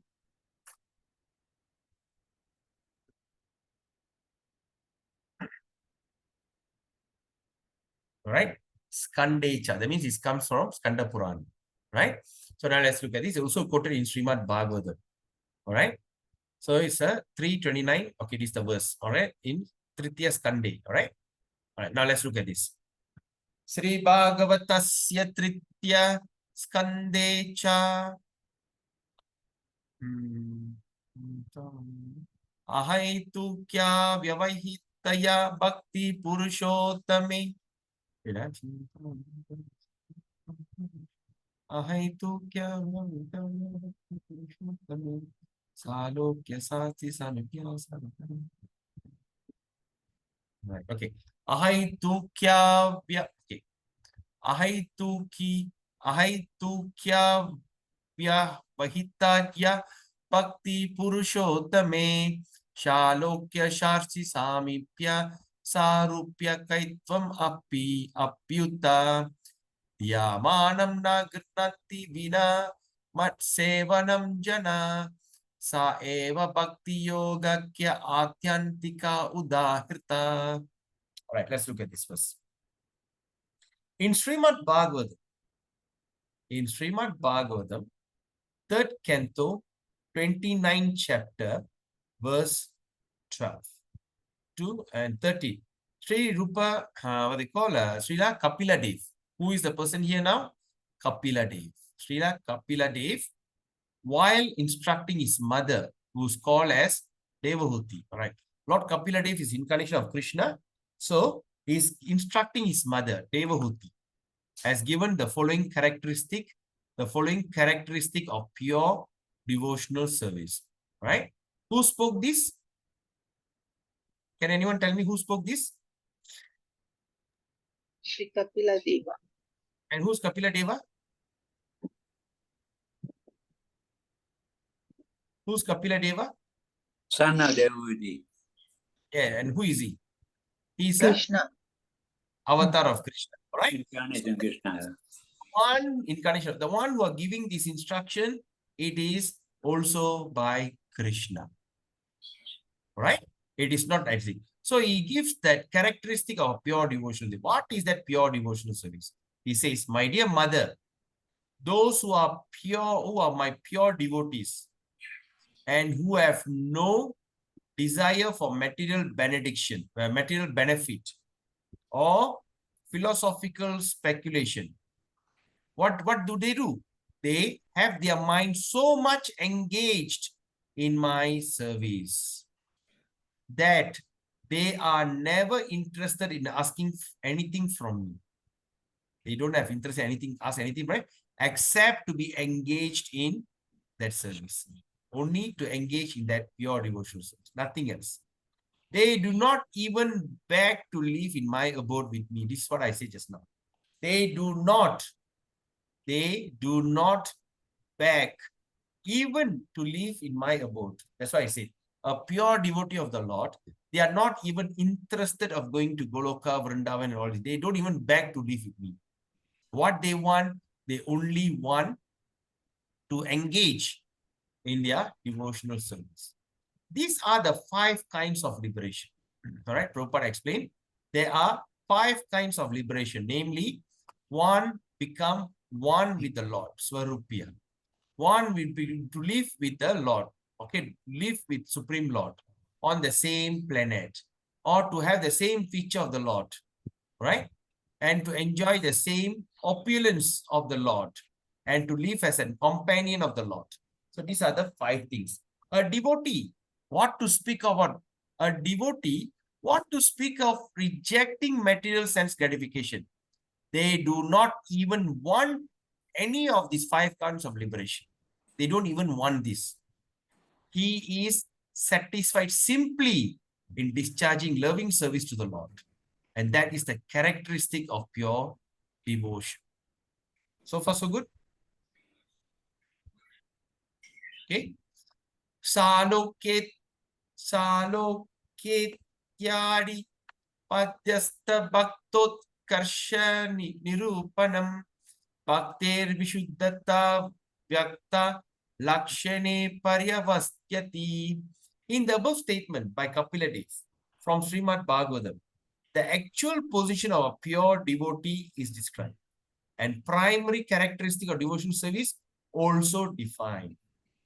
Kleshakni Shubhada Moksha Laguta Kritsu Durlabha Sandrananda Visheshatma Shri Krishna Karshini Kleshakni Shubhada Moksha Laguta Kritsu Durlabha Sandarnanda Visheshatma Shri Krishna Karshini Sa Chasaha. Okay, now when you see this 117, this is verse 17 in Bhakti Rasamrita Smriti. Right? So, further characteristic of devotional service are described. The further characteristic of devotional service described by Rupa Goswami with evidence from different scripture. He states that there are 6 characteristics of pure devotional service, which are follows. All right, there's a 6 characteristics. So, what are those characteristics? Number 1. Okay. Number 1. Okay. Number 1 is what? Pure devotional service brings immediate relief from the material distress. Are you following me on this?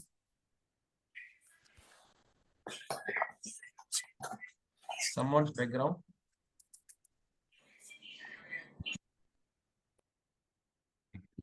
So what it says here?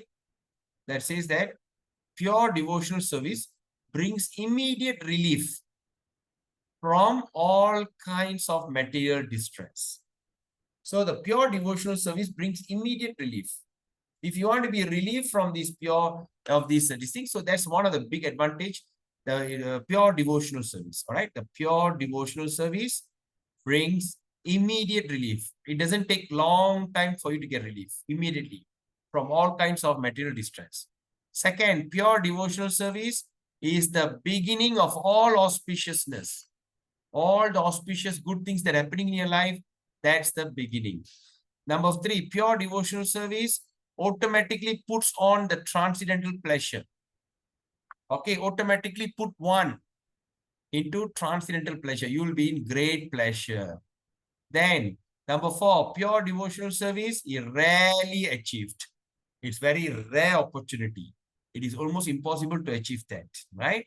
Number 5, those who are in pure devotional service derive even the conception of liberation.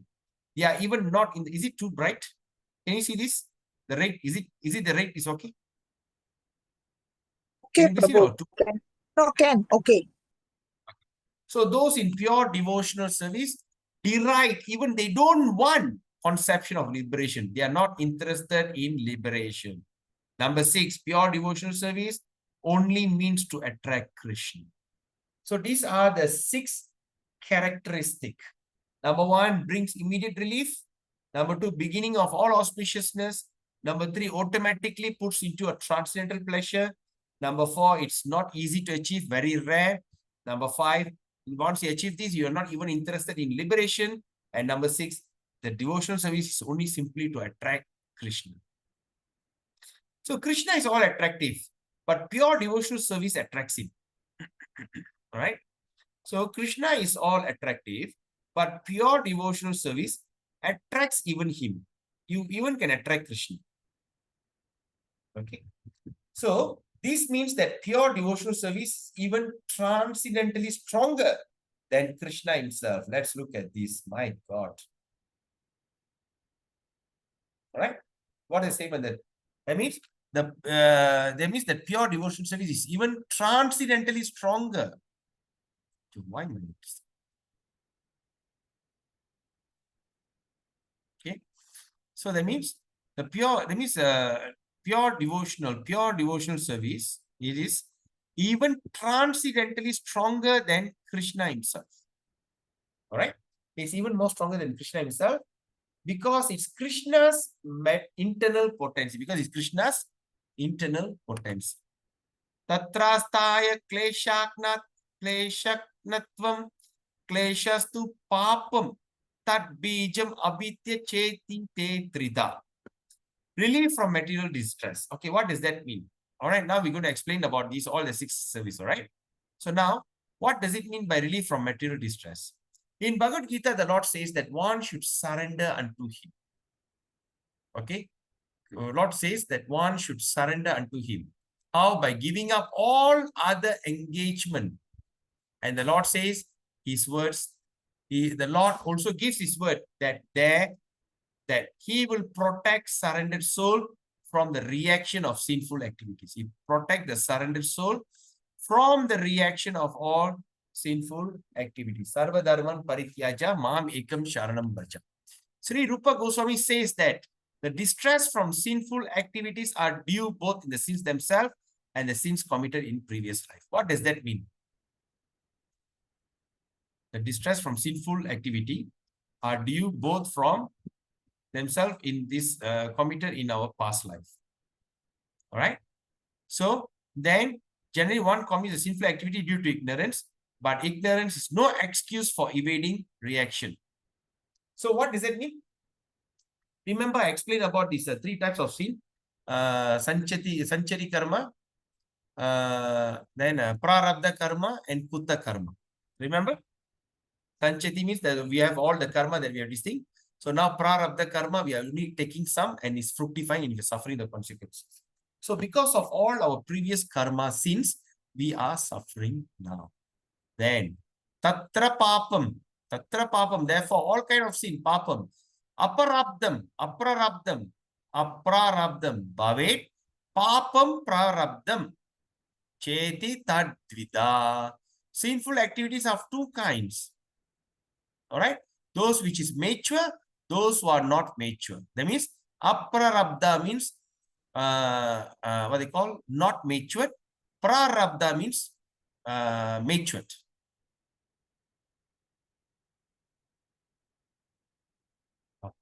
Right? So there's 2 kinds of sin, that's mature and those which are not mature. All right, aprarabdam, not matured, and prarabdam, not matured. Yes, prarabdam karma is waiting. Yes, correct. Are you all following me on this?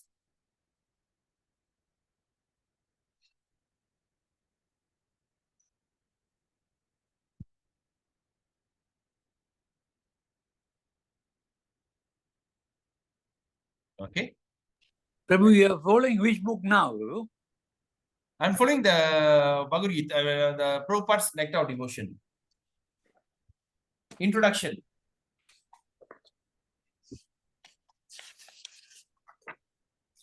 Chapter 1. Yeah, Prabhu. But you're very fast now.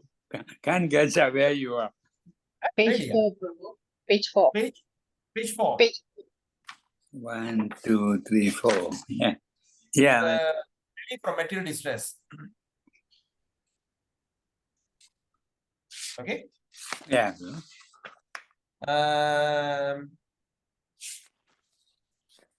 The first paragraph. Okay. Okay. All right. So now, okay.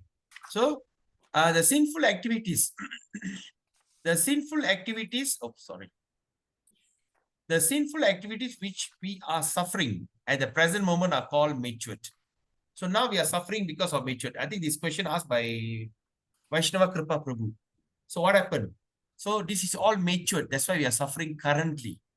The many sinful activities thought within us from which we have not yet suffered are considered immature, prarabdha karma. So far so good? Are you following me on this? So that means we have not suffered. Our prarabdha karma means which we have not suffered. All right? Oh, sorry. So that means we are the activity that we are suffering is called matured. Activity which we are suffering now. So this one is we have yet to suffer. Prarabdha. Okay.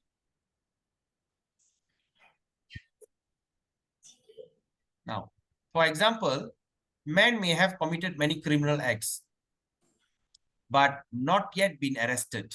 For them, arrested. All right. Now, as soon as he's detected, once he get detected, arrest is waiting for him. Similarly, for some of our sinful activity, we are waiting distress in the future. Or for others, which are matured, we are suffering at the present moment. Do you all understand this simple term?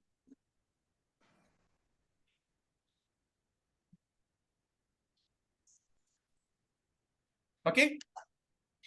Yes, K7. Hare Krishna, Prabhu. Prabhu, can you repeat back the Aprarabdam Bhavet Papam Prarabdam? That verse, Prabhu. The one I don't Aprarabdha understand. means, aprarabdha Uh, already matured. Aprarabdha means already matured. Okay? You go to the okay. nursery. You know nursery, right? The place that you buy all the flowers, plants, and everything. K7. Yes, Prabhu. So you go to the nursery, you buy some seed. Yes, Prabhu. You buy some seed, you are keeping in your hand. You're keeping in the plastic, you're keeping in storage. They call prarabdha. Not matured. Okay. You take one seed and put in the ground. Okay. It starts into a plant. You call aprarabdha. Okay? So means Prarabdha means not matured. Aprarabdha means already matured. Correct. So the thing that we are suffering Prabhu. now Hare Krishna. because of aprarabdham. Right? So we cannot destroy the plant that already grown, but we can destroy the seed from growing in the future. Yes or not? So destroying the seed Prabhu. from Correct. growing in the future. That's when we are practicing this devotional service. So all the seeds that are going to mature, destroy it. So for some, it's just like example, like a person who did criminal, he robbed a house, he thinks he's free. That is prarabdha. But one day he got detected. Yes, I found out there's a thief. So he's waiting arrest, got arrested. And that's called aprarabdha. Okay? Okay, bro. Thanks for explanation, Hare Krishna. No problem. In this way, the chain of sinful activities and the concomitant stress, distress, and the conditioned soul is suffering life after life. Because of this, the conditioned soul is suffering life after life due to their sins. He is suffering in the present life as the he's suffering in the present life of the result of sinful activity from his previous past life. And is meanwhile, at the same time, what he's doing is creating further suffering in the future. No, whatever things that we are doing, whatever nonsense we are doing, whatever sinful act, that we are creating further suffering. I'm eating chicken, but I'm very good. I'm eating mutton, so what's the big deal? I'm eating beef. Okay, lah. You know, it looks like I'm more happy than all the fellows around me. So there's no such thing, can I eat all this? But actually you're waiting for future suffering. Right? Whatever things that we are doing today, you're going to suffer in the future. Maybe not now, but in the future. So now, Prabhupada explained. He explains that so mature sinful activities are exhibited in one suffering from some chronic disease. When a person gets some chronic disease, it is all considered like matured aprarabdha. So matured this thing. Or if one suffering from kind of legal implication, like legal cases, right? Or if one is born in a low,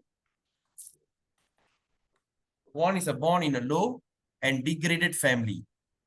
All right, or born in a low family, low caste, and not degraded like aborigine and all these kind of things. Degraded family. Or if one is uneducated or very ugly. All right. So this is the part of that aprarabdham. So this is what we understand. So there are many results. So there are many results of past sinful activities which we are suffering at the present moment, but we may be suffering in the future due to our present sinful activities.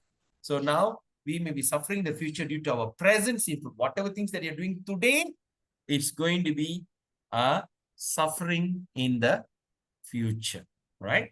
So now we go to the next one. It's going to be into more detailed studies. So I think with this one we do it tomorrow. We start fresh with our fresh mind. Okay. So with that 11:43, we start at 9:15, 8:15. Wow, 3.5 hours. Prabhu, my book shows a lot of table columns now, Prabhu. Shows what? Table column. A lot. All these are prabdha, the put them all in table column form now, Prabhu. My printing. No, we are not looking at the printing now. We are looking at this book, Nectar of Devotion by Prabhupada. Okay, Babu. That's why it sounds familiar, but I'm not able to follow, Babu. I just followed that Prabhupada Nectar of Devotion. Okay, Babu. That is a summary. Later, once we complete this, we go there. Yeah. So to reinforce our understanding. Okay, Babu. Babu, you ask Mataji which paper is it, which page is it, Babu, now? Introduction. Go to the first introduction. Page 4. Page 4. Okay. First paragraph. Part 1, Babu. Part 1. No, it's the second paragraph. 1, 2, second paragraph. In this way, there are chain of sinful activity and their concomitant distress. Okay.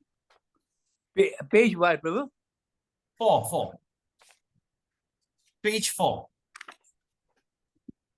Okay, Babu. Okay. Yeah. Right. Okay. Okay. So again, thank you so much for your time. It's 11:45. I think we better stop here. Is there any questions? Any discussion? All okay? Because the next one need to have clear mind. All right. So we continue again tomorrow at 9 o'clock. Tomorrow, not 8 o'clock. Babu, Tomorrow please ask Mataji to help me. Which page is it? Your book is different, Babu. Oh, really? Yeah. Babu, it's page 4. Page 4 under the title. Okay, you go to page 4. Then you Relief see from the mental title. distress. Relief from mental distress. Yes, that's paragraph 1. Yeah. Okay, in Bhagavad Gita. Then come down paragraph 2. So we have Okay. covered until there. Okay, thank you, Mataji. Yeah, very Okay, good. so tomorrow we will cover the third paragraph. There are Yeah, many thank you. results. On Thank you. tomorrow. Okay, welcome, Prabhu. Yeah. Hare Krishna, Mataji. Hare Krishna, Prabhu. Very nice. Very nice. All right. So with that, any questions before we end? All good? Of course, I think too much of this thing. So I want you to go through that summary that we have read from Waves of Devotion. Then tomorrow, we'll meet and discuss the following paragraph. All right. Till then, have a nice day. Vancha kalpadrubhescha, kripa sindhudevacha, paditanam pavinibhyo, vaishnavibhyo namo namaha. Hare Krishna. Have a beautiful day. Have a beautiful holiday. All right. On this holiday, if anyone are free at home, maybe you can consider chanting more rounds. Hari Bol, Govinda.